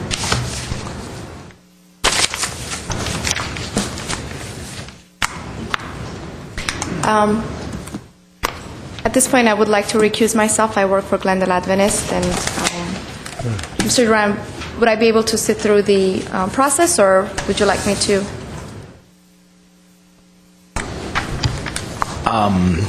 Madam Chair, I think that's at your discretion in terms of whether you choose to remain at your seat and not have any participation in the evaluation and discussion, or if you feel more comfortable leaving the dais. It's up to you. Okay, I think I will just remain in my seat and I will not participate. Okay, you can start. Well, thank you for the opportunity to be here this morning. Appreciate that. We have some history with CDBG process, and we're happy to be here again presenting some more of what we've been involved in the past. My name is Bruce Nelson. I'm the Director of Community Services at Glendale Adventist Medical Center, and with me is Dan Brown. And Morning. Good morning. Structure manager for the hospital. yes, and of course, we're talking about our Community Services Center at Glendale Adventist Medical Center. So you have heard us speak about this in the past, and so we won't repeat a lot of what we're saying, although this year, in keeping with what appears to be the theme of our predecessors up at the podium this morning, we too are speaking with respect to windows. And it seems like that's the theme of the day. In any event, there are some changes that we want to bring to your attention with respect to the Community Services Center. As many of you know, this is one of the areas, one of the few facilities in Glendale that actually has a full-size gymnasium, and it's the only one in the north northeastern quadrant of Glendale. You may also be aware that more recently Glendale Adventist Medical Center has developed and is developing a senior program that has now reached 800 members. And so it is our intent, as we complete the facilities that this facility serve our senior program members primarily. That'll be especially on the main floor, which is the floor that we're focusing on here today. In previous occasions here, we've spoken about the community services activities that are affiliated with the lower floor, the basement, and the outreach programs that are associated with that. Those are all reflected in our proposal and itemized there, and you've seen those in past years, as well as being repeated again here this year. Our cost for windows, replacing the windows, is approximately $124,000, although we expect this to really cap the infrastructure facet of our activity here with CDBG up to this point. And what that really means is it brings us to a place where we're able to take the facility in a condition where we've got new heating and air conditioning, new ADA bathrooms, and fire life safety and other infrastructure improvements to other prospective funders in the community. Up to this point, that really hasn't been possible, but going forward, it now becomes possible in a way that it hasn't been in the past. We realize that there are additional needs in terms of addressing the cosmetics, that is to say the painting and the entryways and some of the other aspects of the facility that really reflect the looks more than its safety or functionality. But we're at a place now where we can take this facility, present it to other prospective funders, and leverage what's happening and what has happened through CDBG sponsorship in a way that brings us additional funding. And that's really been a key goal for us. So we have a number of other proposals that are already in the process of being developed, LOIs that have been written and are ready to be submitted. There is some, information that we'll need to include from the disposition of the proceedings here, but nonetheless, that is, a key focus for us going forward.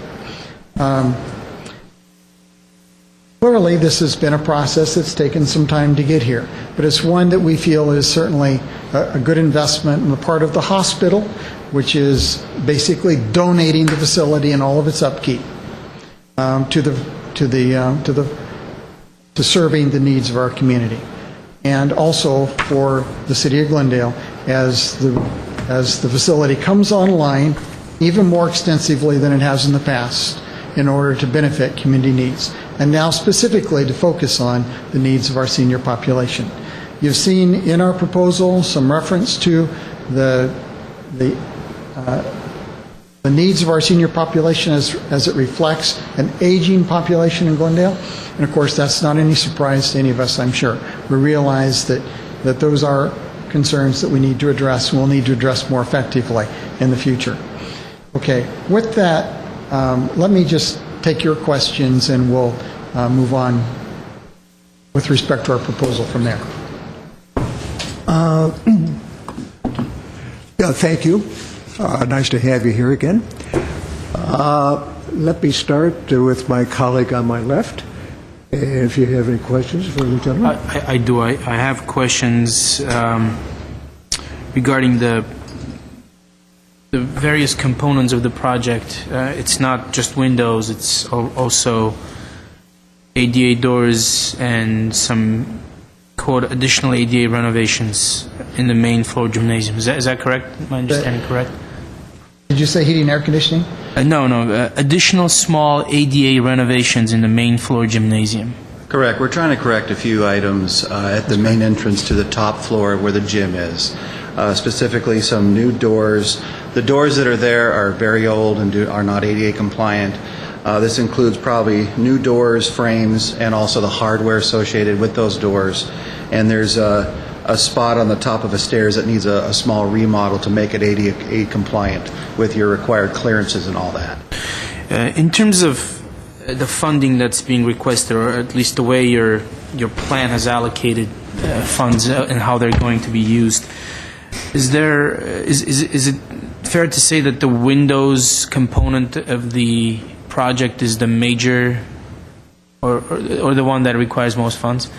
Yeah, I think we're trying to go for windows because of the cost savings with new energy-efficient windows. We didn't put energy-efficient here, but that's the intent.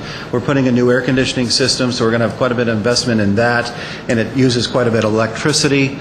And so by updating our windows, more energy efficient, we'll be able to have a cost savings to the hospital on energy usage.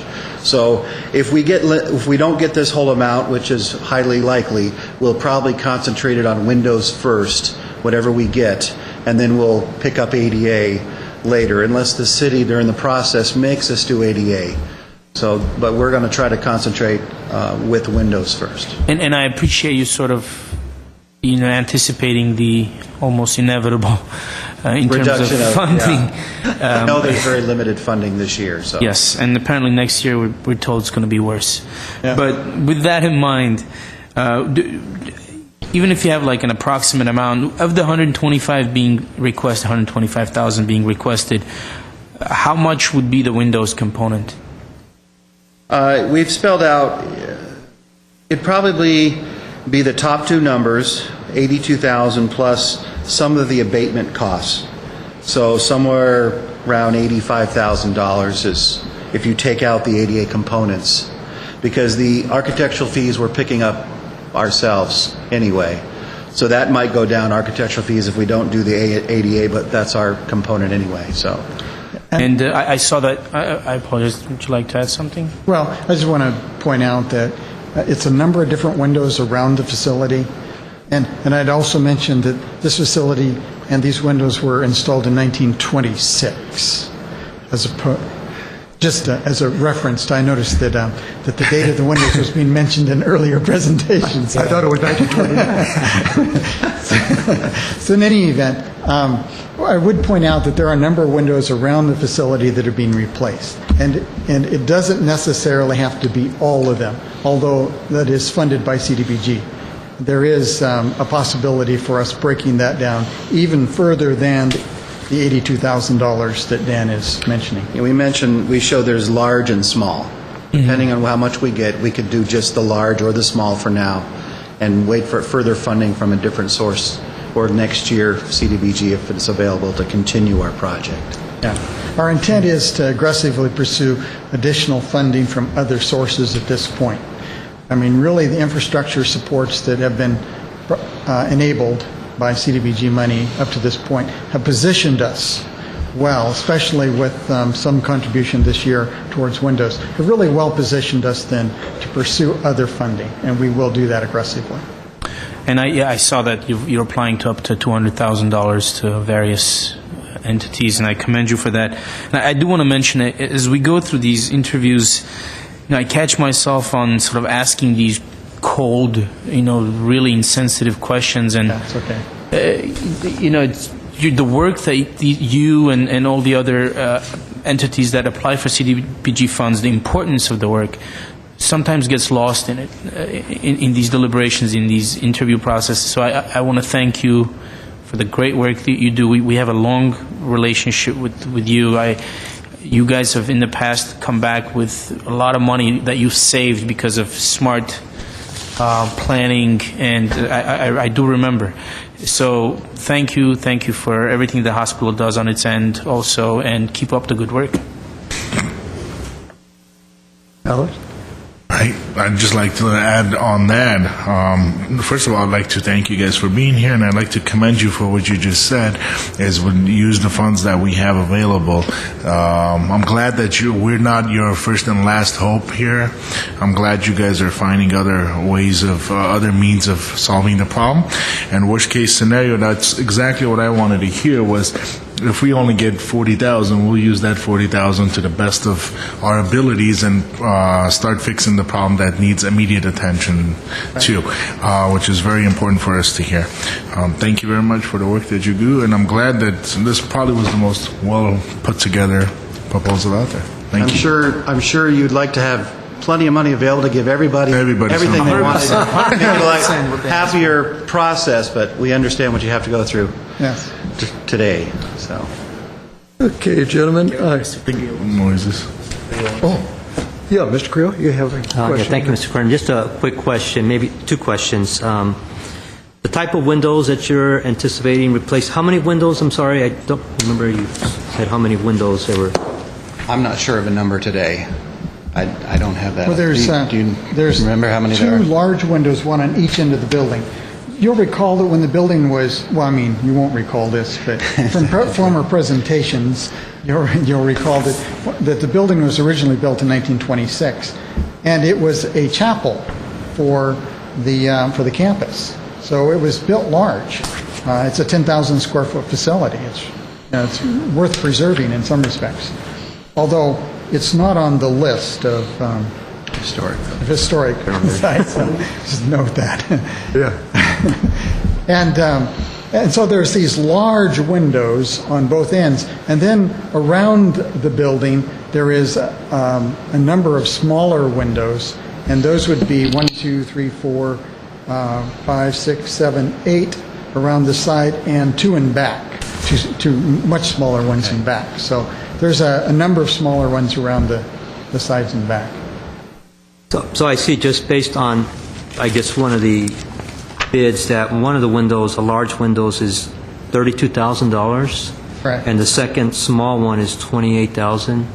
Yeah, those are the two large ones. Did he provide any specifications? Are they steel framed? Are they titanium? Are they, what would be the difference in cost, like an aluminum, or do they give you exact specifications on why they're so costly? It's the geometric form of these windows. They have large arches. So the two large windows have these large arches across them. You know, as I'd mentioned, they're not stock windows. They're a large size with these, you know, and so they were made for what you would expect to put in a chapel or a church. And so consequently, they're not at all standard, and it's, you know, that's the reason for the more significant expense. And the reasons, again, for the window change is because they're just old and they're leaking, they're outdated and cracking and... Right, they're single pane, they're not... And with the new air conditioning, you're going to see a lot of They're not energy loss. efficient. Okay. Yeah, as a matter of fact, some of them are actually leaded glass, the large leaded glass windows, which, you know, isn't what we would want to keep there. It doesn't represent the facility well at this point in its service life, and it's not efficient at all. It's very inefficient, as well as highly depreciated. And the second question is I'm pretty sure you're going to need the ADA improvements from the city as a % of your building costs. So is that something the hospital will pick up as required by the building department for, if funds were allocated by the committee for the ADA improvements? And that would have to be done. I can speak to that a bit, just having had a number of conversations recently with our administration in this regard. The idea that this is going to become a very significant resource for our senior population has actually made this, has generated much stronger support administratively in seeing this completed as quickly as possible. Now, you can read between the lines there, but our senior population is a very significant population for the hospital. Okay? More so than community services in general. And I don't mean in any way to depreciate the role or the significance in community services, but for a hospital's future in the healthcare environment we see today, focusing on our senior population is very important. So I hope that answers what you're saying. Thank you. Thank you. And just looking at these photos, if I can add, I mean, when we're saying large windows, these are huge windows. These are like palatial style. Yeah. Really, these buildings aren't being built after 1920, 1930, so... Yeah, they're big. 20 feet tall by 10 foot wide or something like that. They're very large, yeah. Yes. Okay, I'll take a stab at you, Mr. Brown.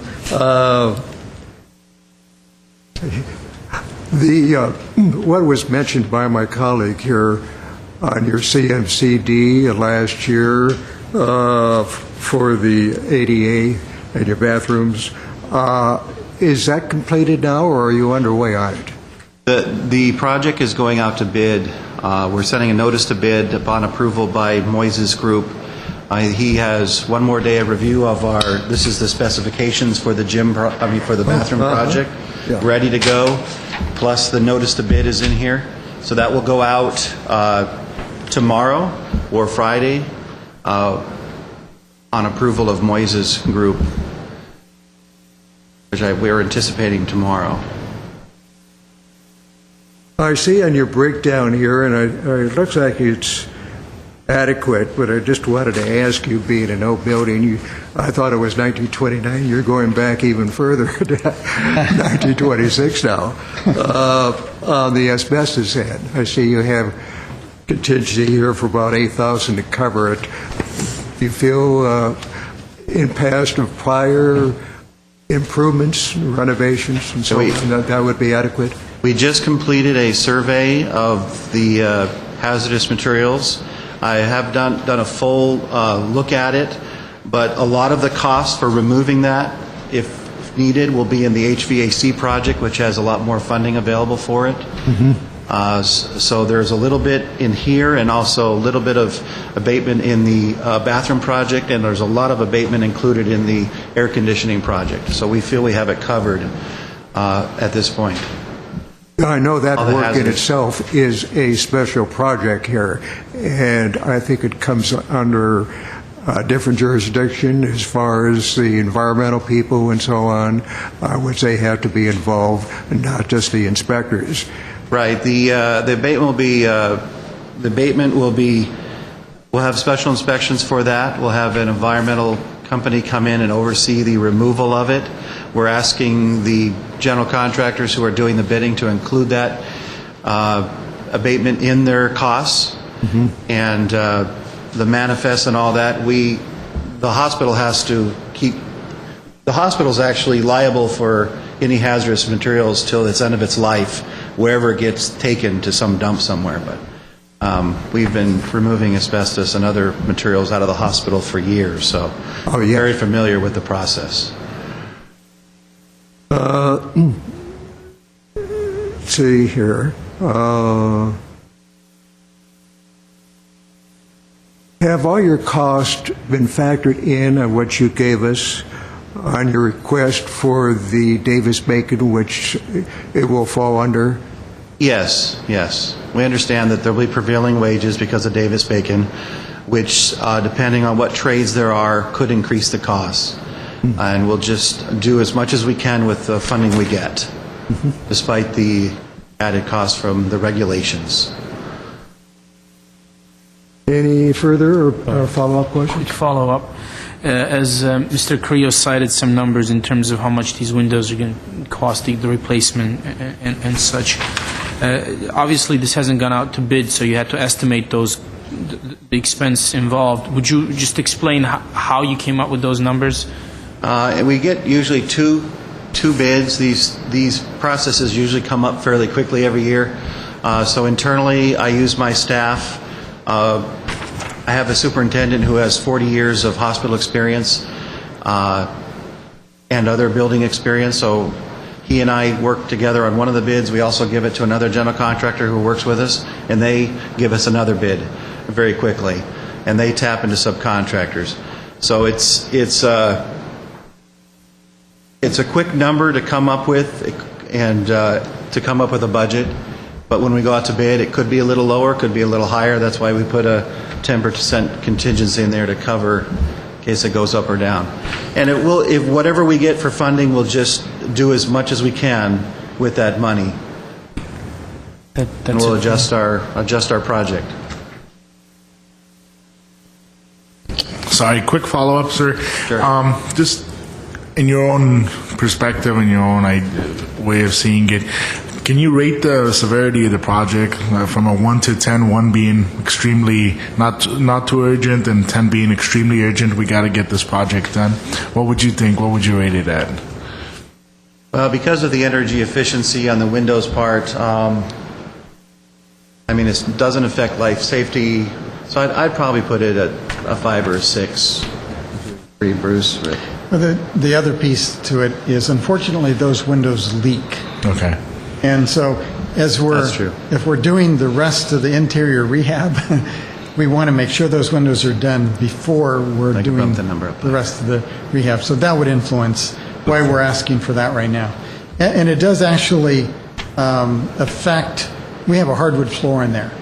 So it affects the, Flooring as well, I'm sure. so How many people do you estimate use the facilities on a monthly basis? well, right now, because of its condition, it's not a Locked high down. number. We would expect that of the seniors that we currently have enrolled, that virtually all of them will be using the facility. So that's 800 people there. Wow.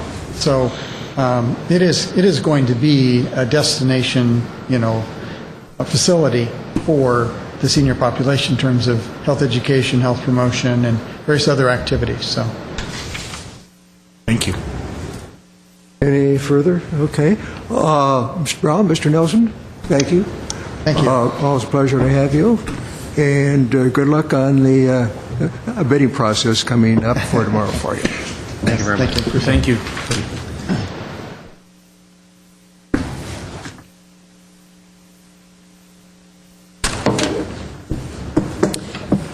All right. Let's move to the next item. Sure, Chair Markarian. Next, we have public comments. However, I don't have any cards. And after that, what's scheduled is a break. Did we agree to skip the break since we already had one? Yeah, sure. Okay, so can next we move forward.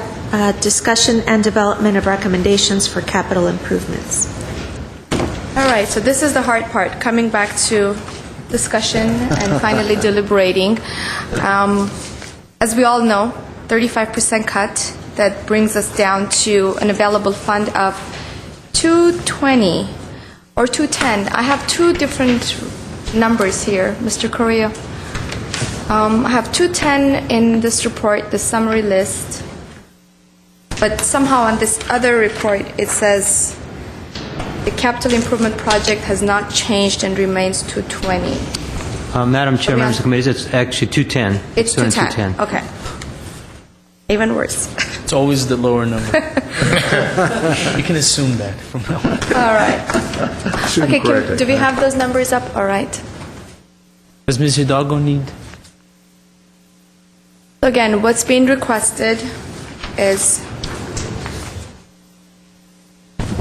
400 something to have that number. So we're being requested 455, 908, and what's available is 210, and the difference is 245. So almost 50% less, a little actually over 50% less funds available.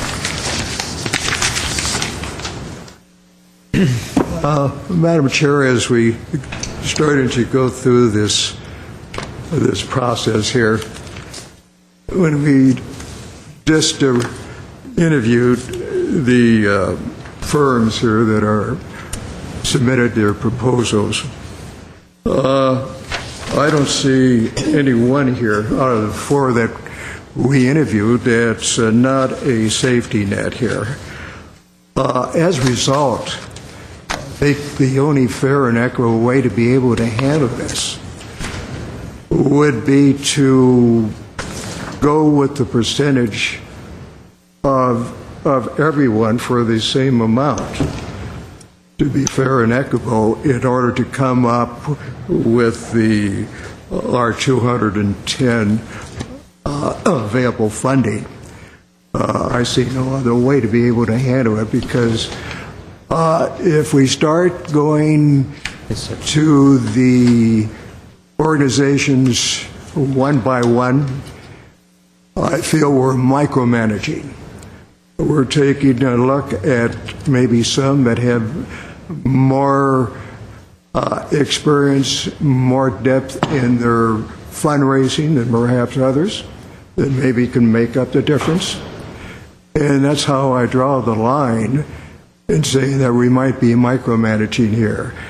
And I just feel, as far as this member goes, to be fair and equitable, that we have to look at all this here and just take a percentage down the line whether it's 40, 45, 50%. It looks like close to 50% from my perspective here, from each of the funding amounts, and go from there. The only issue with that methodology would be if you already have an organization that was very, very efficient with the numbers that they presented, and the others may not be as efficient with those numbers. I don't want it to be an automatic 50%, throughout the organizations. So next time, they may come up with a higher request thinking that we would cut 50% automatically. I think we should also, I'm not saying that's not an idea. I mean, we can think of, a possibility for that process, but also look at some of these organizations, for example, Door of Hope, or, they're replacing 127 windows for this amount versus another organization may be replacing 20 windows for something, for an amount close to that. I can, Sure. Madam Chairwoman, I agree with you, and want to raise another additional impediment with the methodology that was proposed by Mr. Cornell.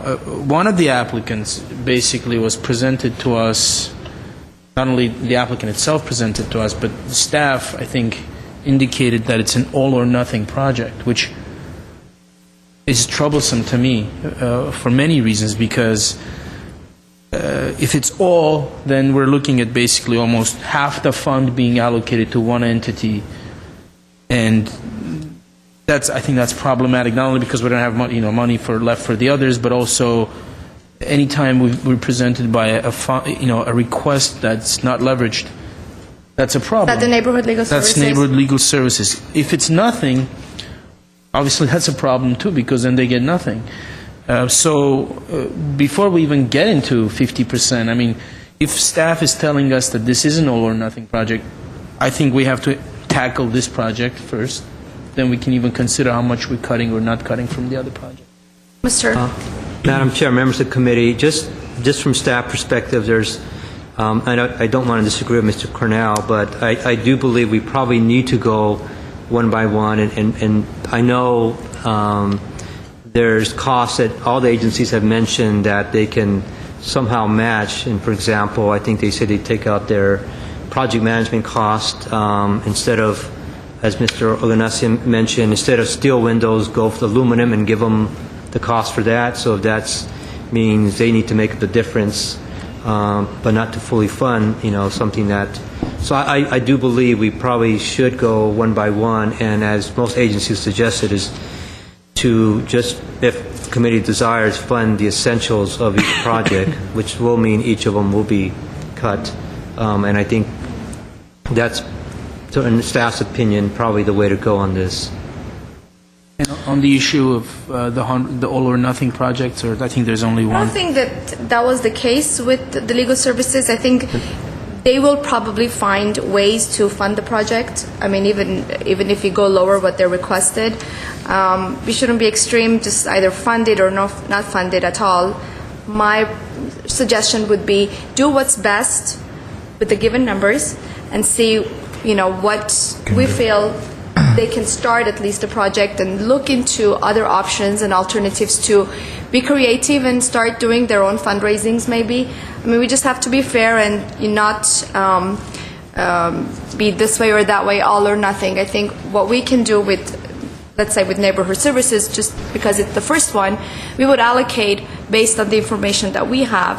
And Can we get hopefully, this, and I may have heard this wrongly, but I do remember Mr. Carrillo saying it's all or nothing. So can we confirm that with the staff? Because Yes, Mr. Sinani and members of the committee. What I meant is it should be uniform windows, whether it's the budget is for aluminum or steel. It should be uniform because that's what the planning department, I believe, is the preservation department. The city is not requiring steel windows.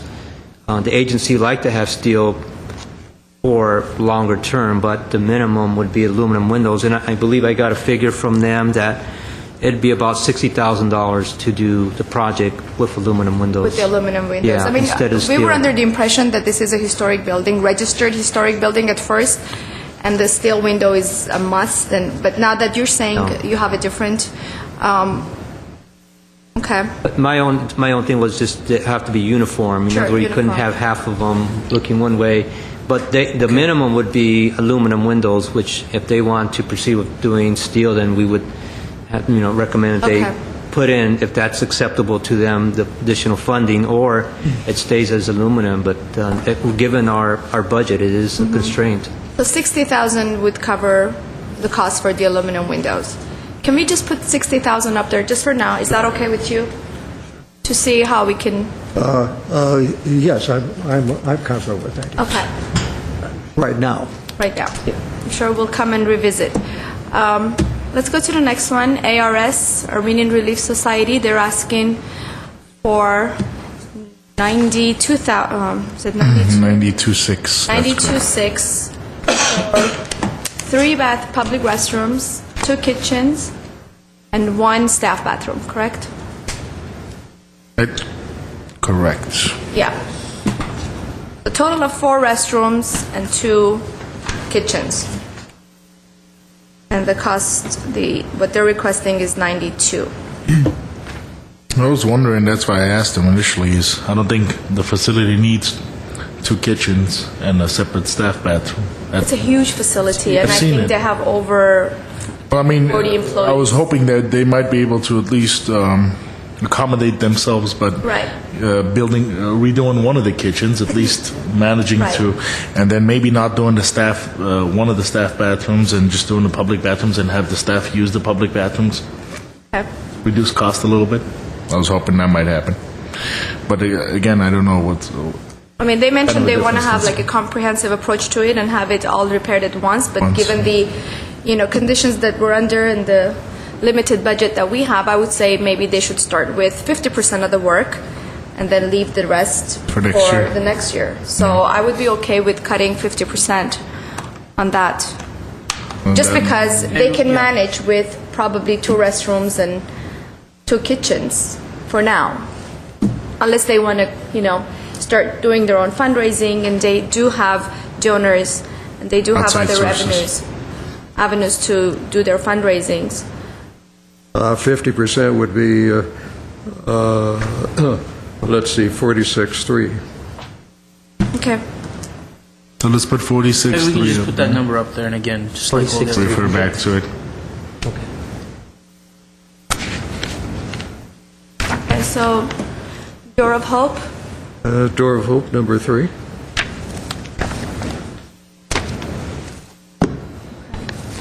they're requesting 141, H30. We got 127 windows on this one. Yeah. But again, remember, they're not replacing the frame of the windows. It's just windows itself. So, but still, I think they're managing with a really tight budget. One question I think we forgot to ask. I mean, I'm glad that they're using it. So, how many of these 127 windows are actually windows to the specific apartments, not to the lobbies and stuff? Maybe we can get those apartments. Well, I mean, we don't have to. I don't know. I mean, if it was 50, maybe they can get their 50%. Mr. Peters is here. Maybe he can respond Let's have to Mr. that. Peters. Mr. Peters is here. He can answer that. Please. That might be a way to go. Yeah, I don't believe that we could. Wait. Close to the microphone. There's 16 apartments, and there's 1, 2, 3. I believe there's 3 windows that are common areas. Of the 16 apartments, 13 are for the families, and so that's approximately. I'd have to do the math. Divide the 127, subtract the 3 that are common areas, but obviously we wouldn't want to not replace the common. It would have to be uniform. So we would definitely want to do it, but that's one way to go at the number, I guess. Well, I think maybe getting into which Too details, windows, it's going to be too getting detailed. too much of But the besides, nitty-gritty of I it. believe they said they do have other sources of Yes. getting funded. So, At least that's one organization that can get outside sourcing too. I mean, 141 is almost 3/4 of the budget here. Yeah, it's a huge amount. Mr. Carrillo, I believe, has a... Yes, Mr. Correa. Yes, Madam Chair, and again, I'm kind of quoting back Tim. I believe that one of the statements certainly was that there's also about $13,000 in project management costs, about $3,500 in some of the extra construction costs, and the rest would be contingency. I understand that maybe that Door Hope would, with just the window installation, would be $112,000, and I believe that was the figure that minimally, well, I don't say minimally, but would be acceptable to Door Hope based on their response to the staff analysis. That would pay for the cost, although Door Hope would need to pay for contingency cost or anything that's over the construction cost, but I believe that was the baseline they provided us in their analysis, if I'm correct, Tim. Okay. But it's $112,000. Yeah, was but the even baseline. 112 is half of our budget, so Right. it's really... Correct. Even gonna with the be- numbers that we have up there, that would put us over the budget, Yeah. over all the money that we have. Um, My recommendation would be to just put $60,000 up there, which represents over 50% of what they're asking for, specifically for windows. And we're just putting numbers up there. We should make a conscious effort of revisiting all these numbers, sort of rationalizing them, because right now these are very rough numbers. So we're saying 60,000 is 50% of 112, I mean 120. So we have 42. What was that figure 60 you mentioned? 60,000. Okay. Okay. Move to the next one, Center for Mission and Community Development, Glendale Adventist, and I will let you start your recommendation. I do want to look and see what, okay, we have... At this point, we have a surplus of $43,700.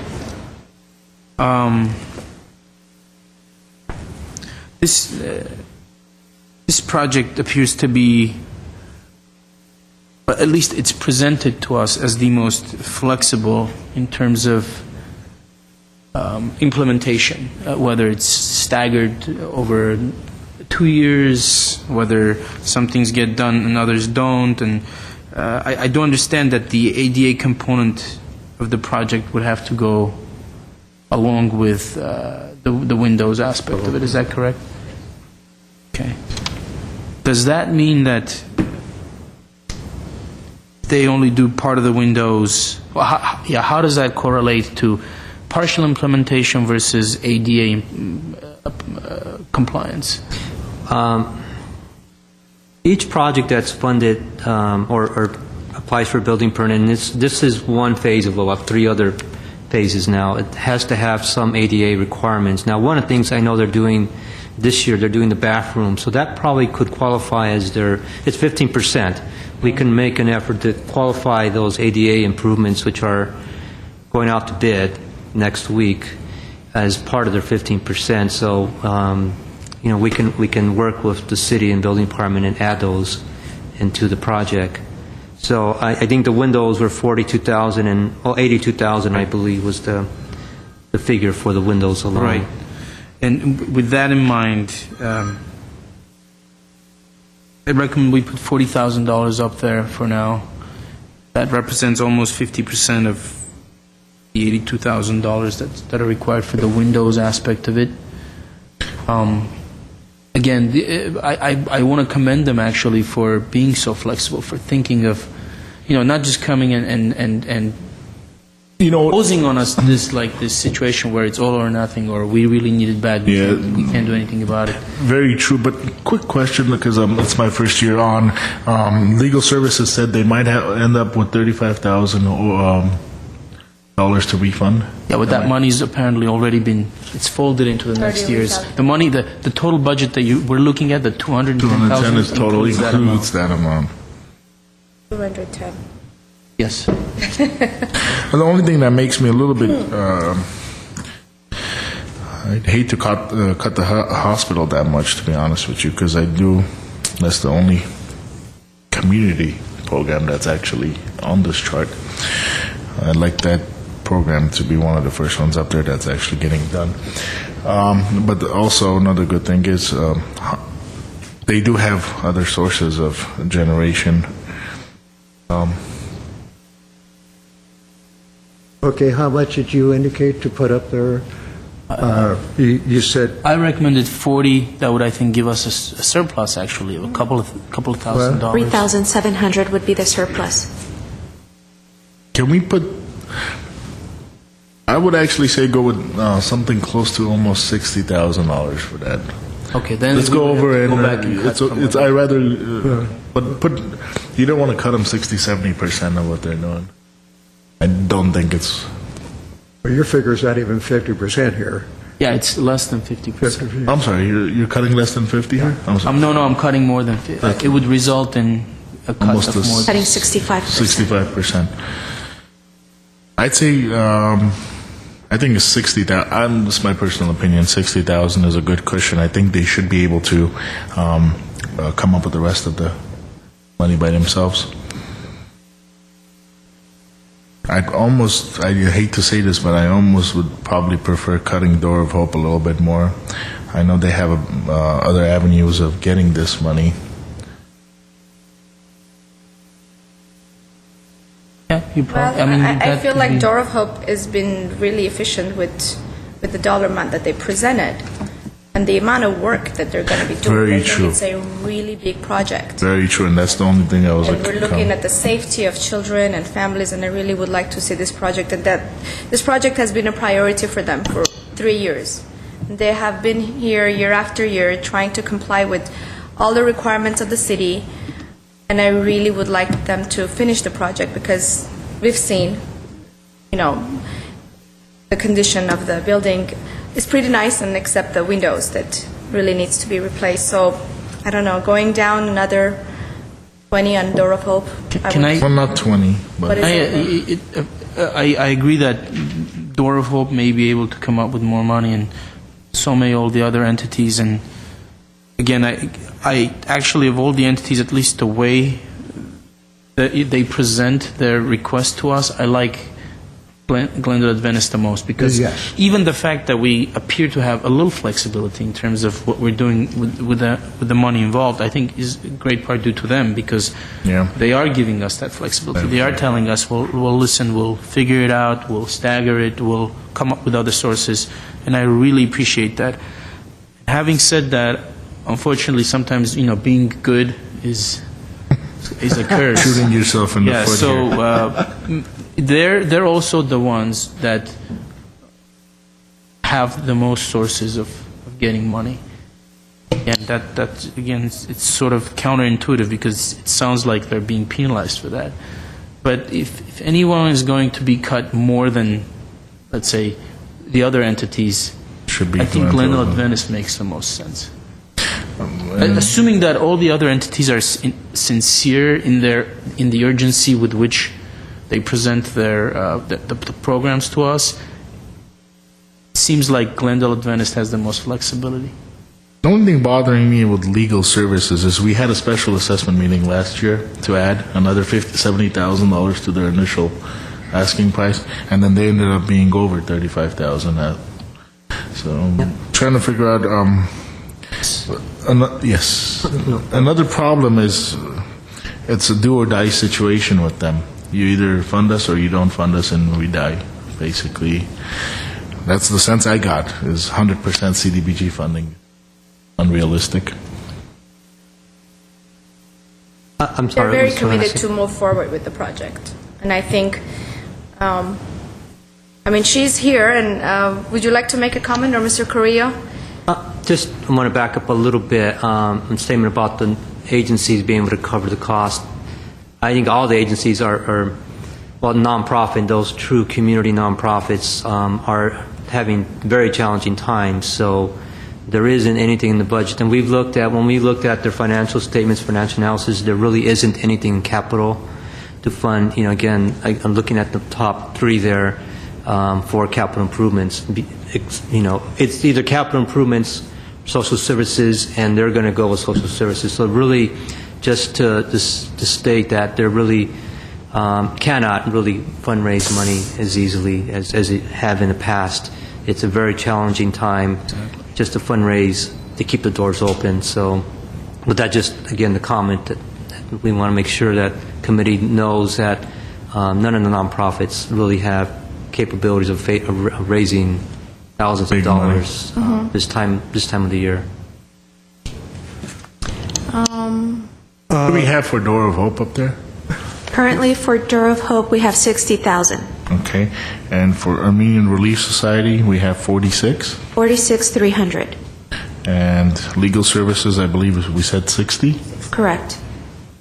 And we're over by how much now? 16. And what about for number 3? I can't read that figure there.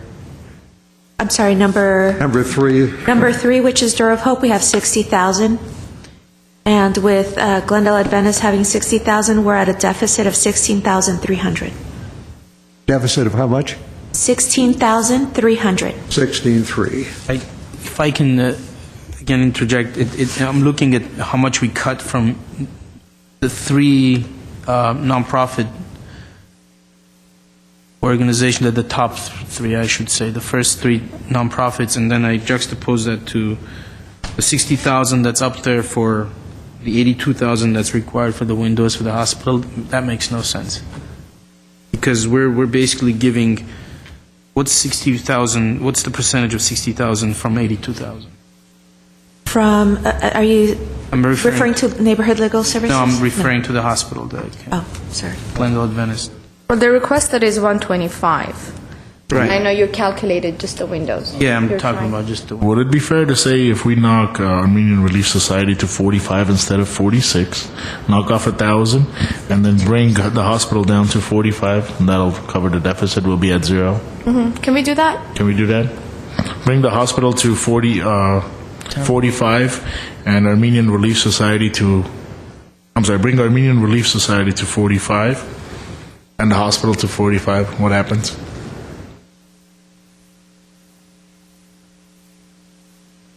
We balance. You solved the puzzle. We're balanced?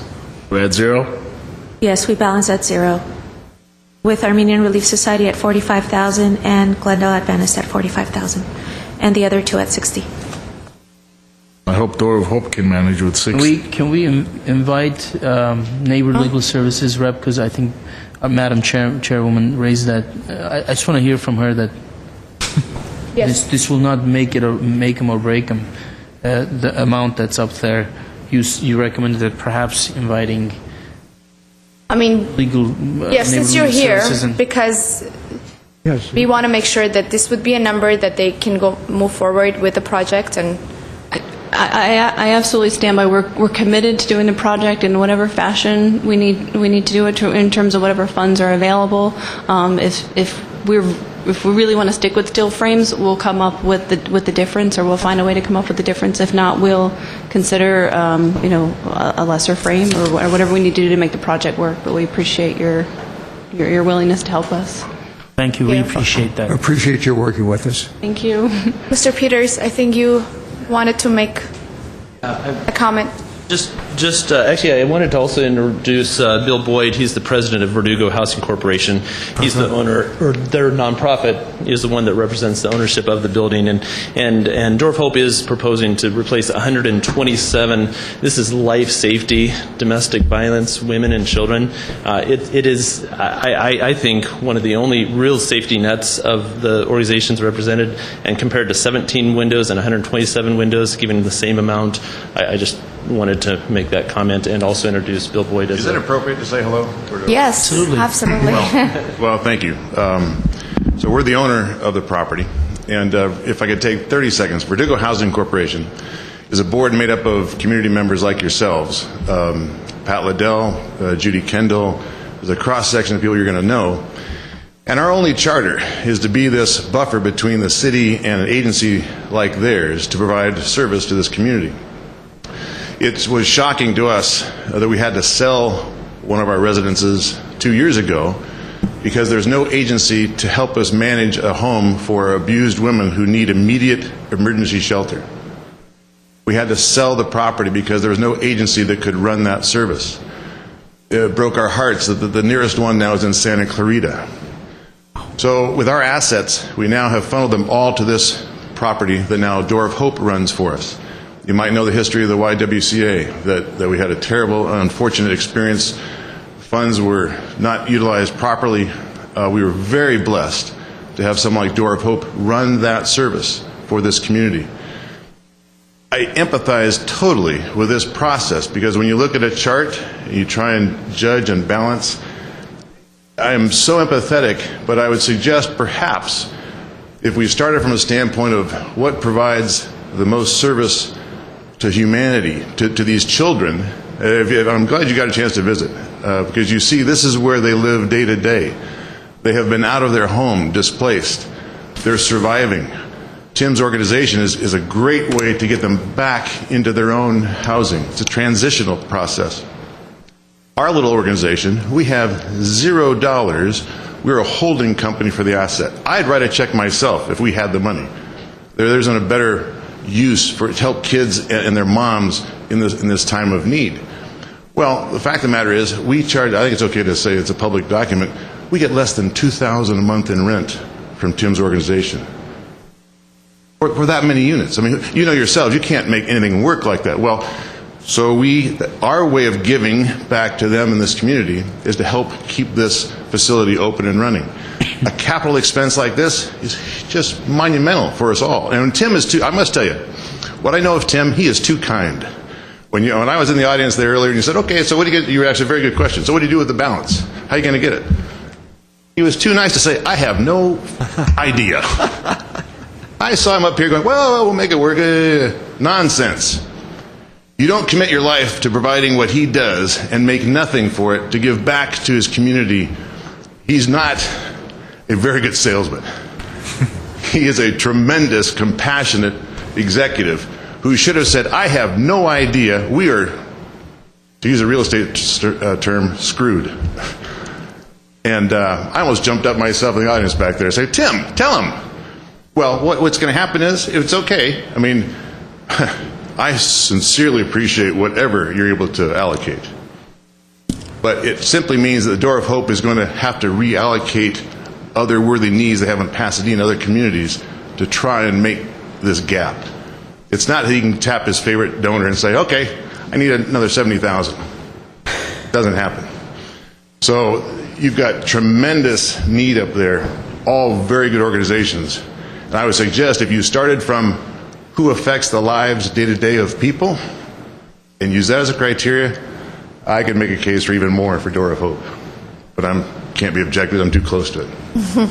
Any questions? Thanks for letting me ramble. Yeah, Thank you. We appreciate your constructive comments. You know, in the past, if you take a look and you ask your tenant there, and by the way, being in property management, I have to say, you've got an A1 tenant right there. Absolutely.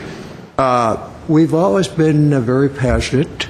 Last year, I see from the record here, even though we had cuts, he got 100% of the funding that was requested. So. We're sorry that we can't do it this time around, but the facts are there. And none of us are graduates from the magic castle that we can get a wand here and come up with a few bucks. Only the Federal Reserve can do that. But we know his track record, and it's a good one, and we keep that in mind, and we're going to do it at this time, but just bear with us. Oh, absolutely. It's not an easy one here. Oh, and my comment should not be interpreted that he should get the whole 140, because that's next thing you know, Jess will be asking for new members then somehow and do this. Yeah. So anything else? I appreciate your comments. Thank you. Appreciate it. All right. Again, just looking at Door of Hope and at the number of the windows they're providing, I think what we're allocating right now is less than 50%. And I think they were pretty efficient in their calculation of that many windows. So I won't mind going higher for Door of Hope, at least another 10. Yes, I think it should be around 70, 71 myself, with what they have. But then that means we have to really cut from the others. And only ones left you can cut still from. More than 50% right now. Oh, they're asking more than 60% of your full budget. But like I said, it's one of the most important programs we have out there. That's why I supported him last Friday, and I'm still supporting him. But we got to somehow make these numbers work. You either cut one entity completely and make 3 entities somewhat happy, or you make all 4 of them somewhat happy. That would be really drastic. That's what I mean. But how about Armenian Relief Society? What are they asking? I think we looked at the number, it was 70, They're asking 92 cents. 92, but I know, but Madam looked at the Chair, project, I think they were, yes, would you like me to give you the percentage that they are currently being funded? yes, please. Currently, NLS is at 62%, ARS 49%, Door of Hope 42%, and GAMC at 36%. Door of Hope is what, 42? 42. And Glendale Medical? Pardon me? Glendale Medical? 36%. Again, I'm not very much in favor of just working with percentage. I think we need to really work of what is the impact on that specific organization in the community, and is it a safety net program? Is it something that has the most priority? To me, Door of Hope does. It comes number 1 for me. Madam Chair, if I just again wanted to, and I sound like a broken record here, but again, our staff, with the limited amount of staff we have this year, of course, our priorities are the safety net programs, and also we've reduced the CDBG programs, and we've had to cut programs because the amount of staffing to handle 4 or 5 projects is not the same, will not be the same next year as previous year. So it makes it more challenging when we have projects that really need to be sit a year or 2 while they raise funds or not. So I go back to saying, we really need to fund them and fund them well and have them done correctly, successfully, and that means the committee has to cut one. That's the unfortunate difficulty, but being, I guess, the staff is just looking at what's ready to implement too.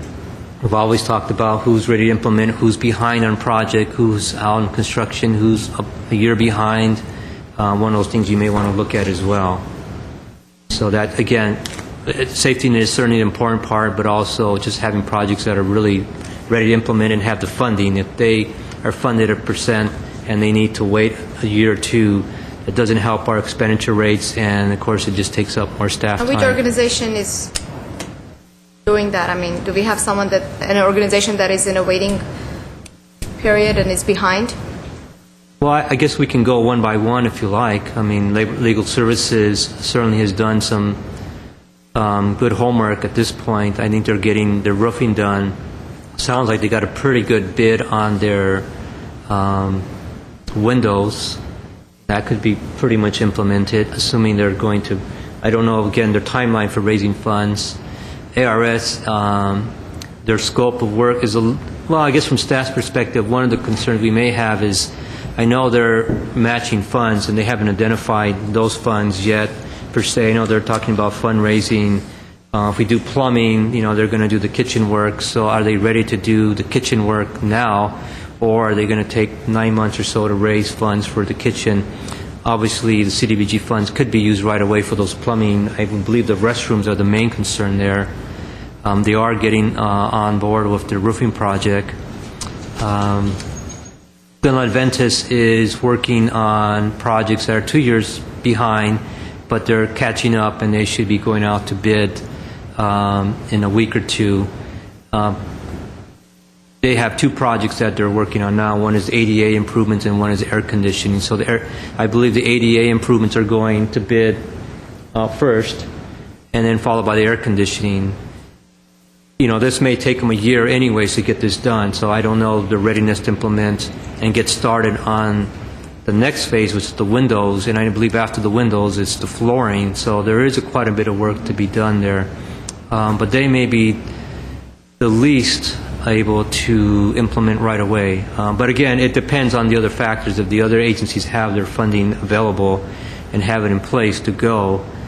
But that's something we want to look at staff so that we're not waiting on projects to receive funds or to get matching funds or finish one year's project and carry over another project with staffing being short it is, and HUD really looking at expenditure rates and saying, well, why do you need more money if you're not spending money now? There's a little bit of concern for staff, but that's just, again, my 2 cents worth. Yes, Mr. Duran. Yes. Mr. Carrillo, is NLS also 2 years behind on their project?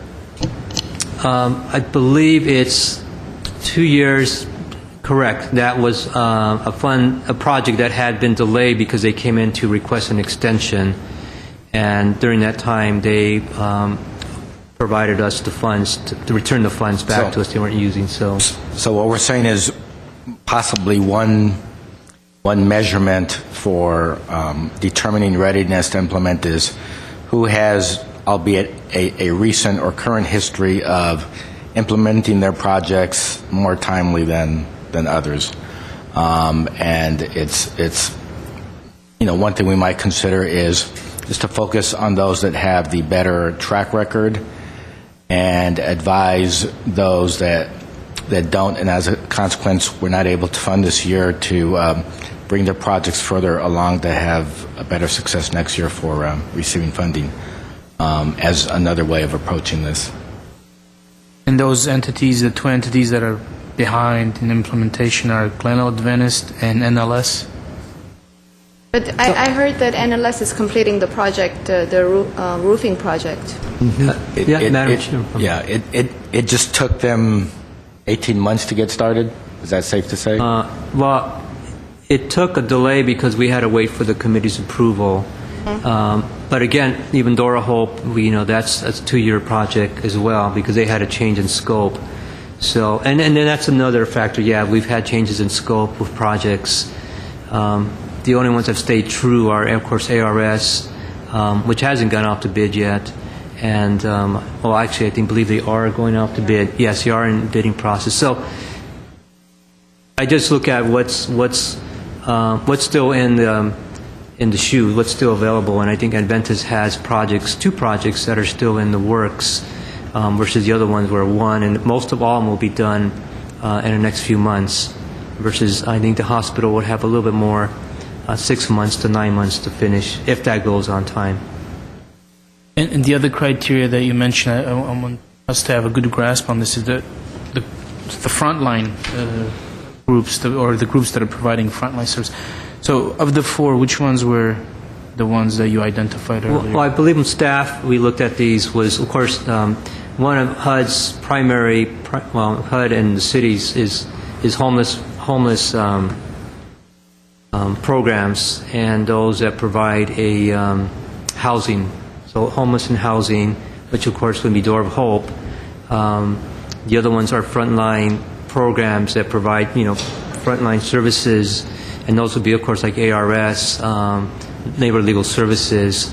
The Center for Mission Community Development, I know we've been working with Glendale Adventist for a number of years.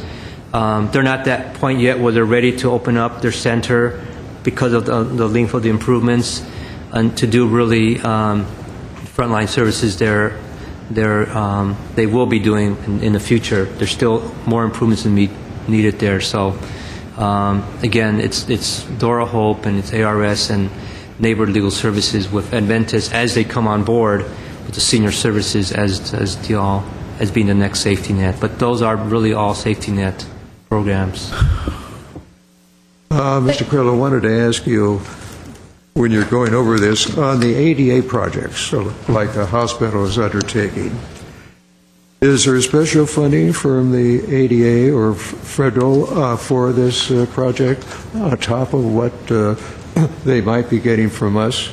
Mr. Cornell, no, there isn't really any ADA improvements. It's one of those unfunded mandates that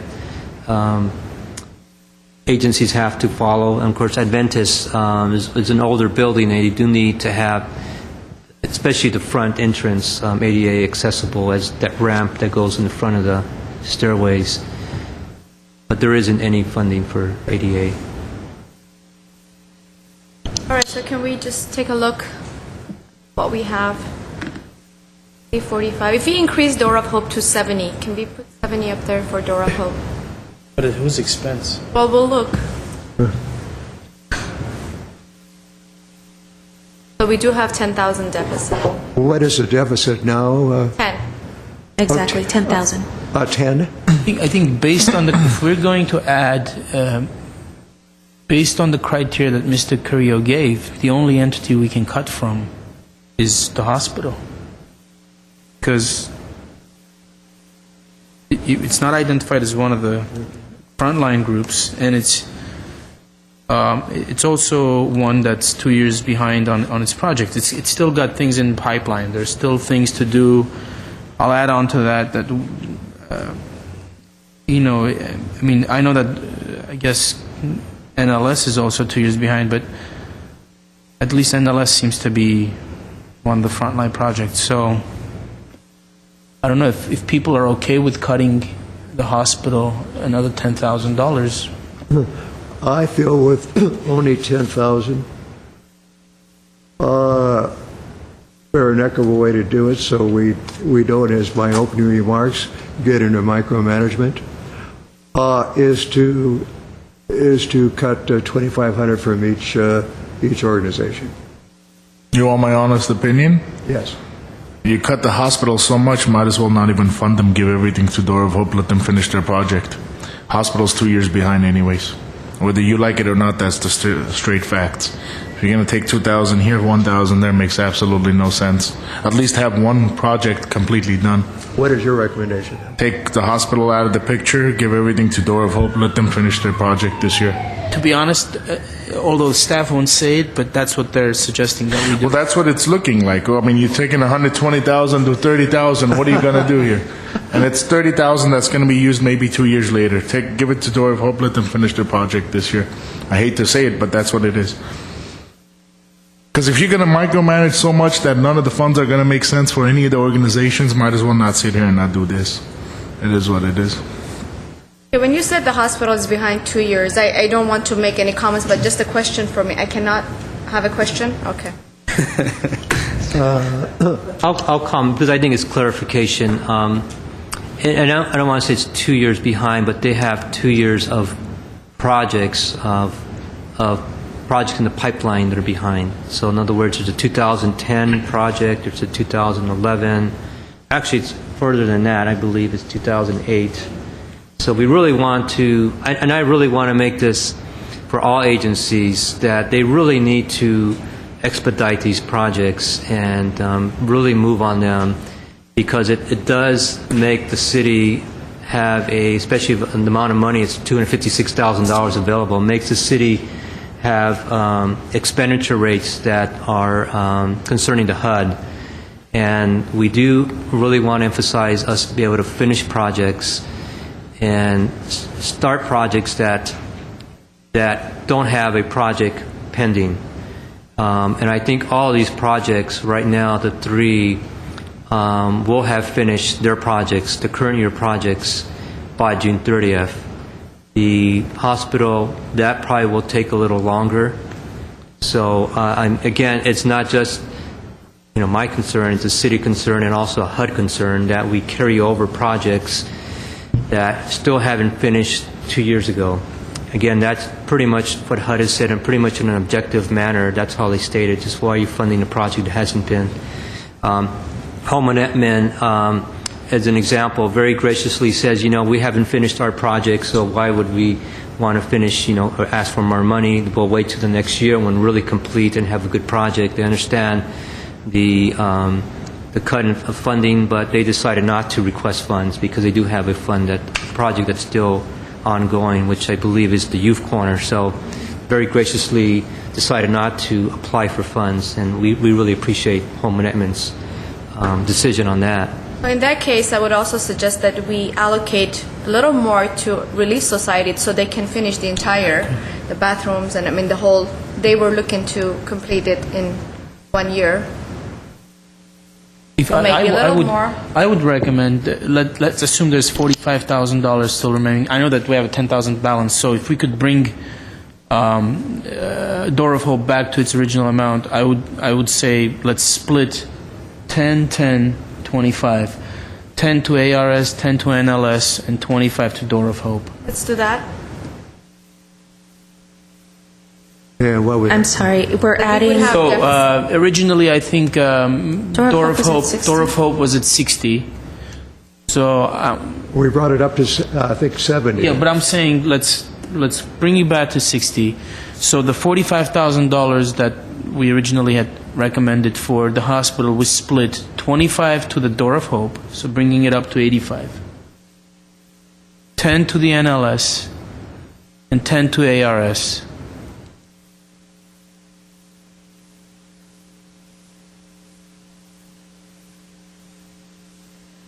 Which should make it flush. Should balance out. Yeah. Does that balance? Yes, that is balanced. Okay. And we're hoping that this would be an enough amount for the Door of Hope to complete the project, because we know that this will probably be enough for the neighborhood legal services, because they can have a different approach. And I'm hoping this would be something that they would be comfortable moving forward and completing the project. Can we have staff read those three numbers? I'm Yes. sorry, I can't see. Sure. Currently, you have Neighborhood Legal Services at $70,000, Armenian Relief Society at $55,000, Door of Hope at $85,000, and GAMC at 0. I'm sorry, didn't we initially recommend Door of Hope at 60, and then we added 25, so shouldn't they be at 85. 85 then. That's correct. Oh, I thought you said 70,000. I'm sorry if I misread it, but it is at $85,000. Okay, much better number. Quick question for Mr. Carrillo. I'm sorry, for Neighborhood Legal Services.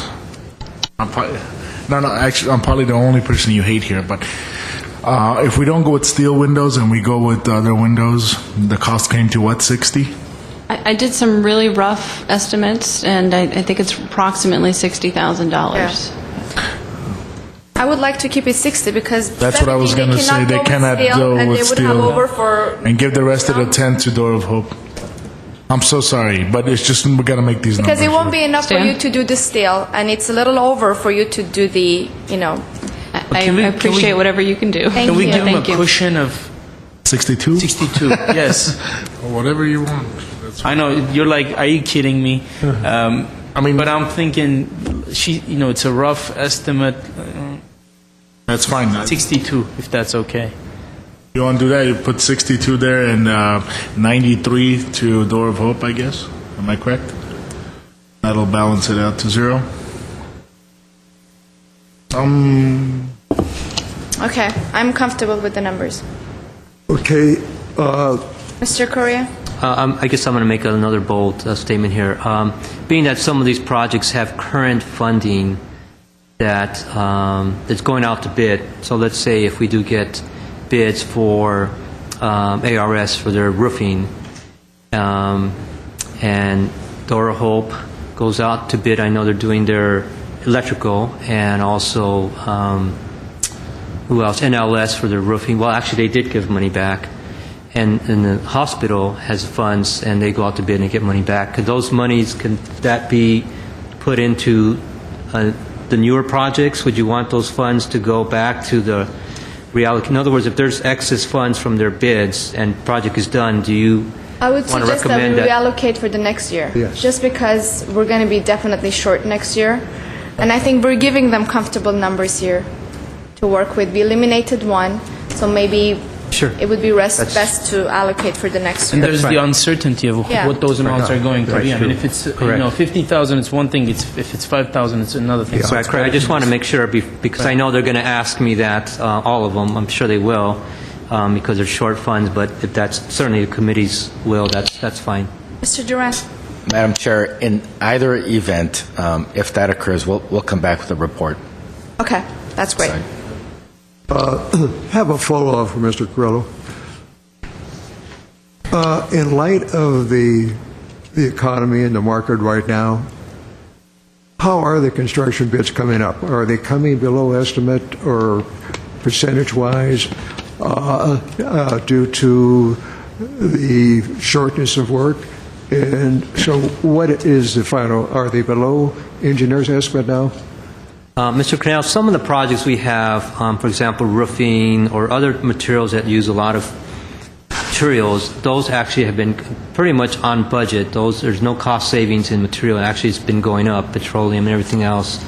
The labor charges, because we deal with prevailing wages, is pretty much even. So it's not like other projects that there's savings cuts. I think what we see the savings is in overheads and overhead and profit.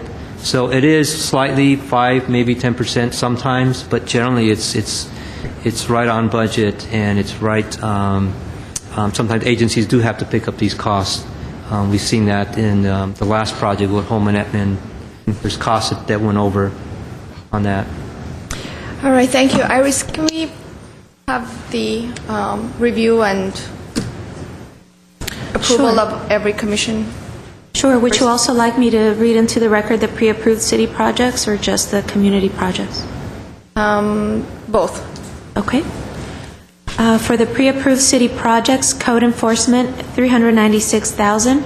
Palmer Park Improvement Project, $731,776. Section 108 loan repayment, Essentia Shelter, $190,579. Section 108 loan repayment, Edison Pacific, $245,988.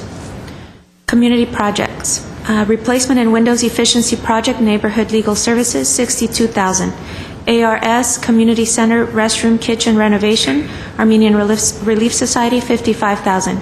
Energy Efficiency Safety Upgrade Windows, Store of Hope, $93,000. Center for Mission and Community Development, Glendale Adventist Medical Center, $0. Okay. That's great. Do we want to do a roll call approval? Motion first. We would need a motion and a second.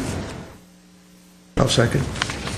Do we need the motion? Oh, no, I thought you moved it. Oh, okay. Okay, I'll move for approval of the recommendations as read into record by Ms. Hidalgo. I'll second. And I'll take roll call. Committee members Cornell? Yes. Oganessian? Yes. Olivares is absent. Sinanian? Yes. Chair Markarian? Yes. Okay, next item. Next, we have item 6, public communications. I don't have any cards. And next, we have item 7, adjournment. All right, any other comments, questions? Just want to thank the committee and Madam Chairman for the process, for the cooperative process. And I want to thank my fellow committee members because, once again, we're presenting to the City Council a unanimously approved recommendation.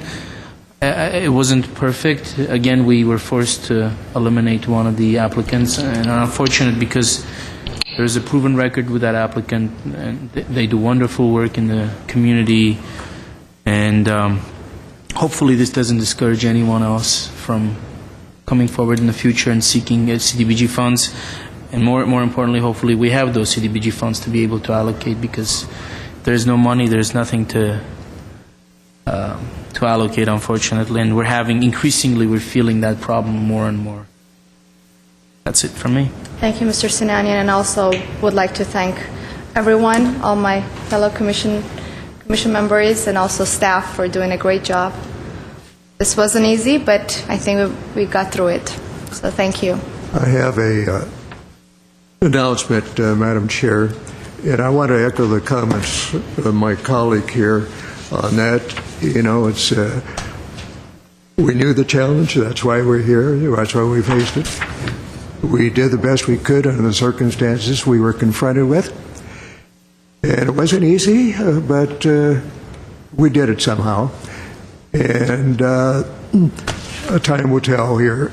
Hopefully the council will look at these figures and with the report by staff and seeing our unanimous vote here on behalf of the funding, that should rest assured and quell any questions as far as any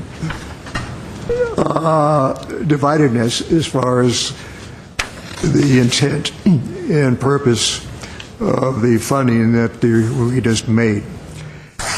I have a recommendation here, an announcement that Glendale Healthy Kids is doing. It's at the Pacific Edison Park. It's on March 24th, and it's an annual event that the GHK has, and it's for the kids here. It has a visual, has your dental, it has all other aspects, and they have physicians down here other than dental for the kids, and we hope you take advantage of it.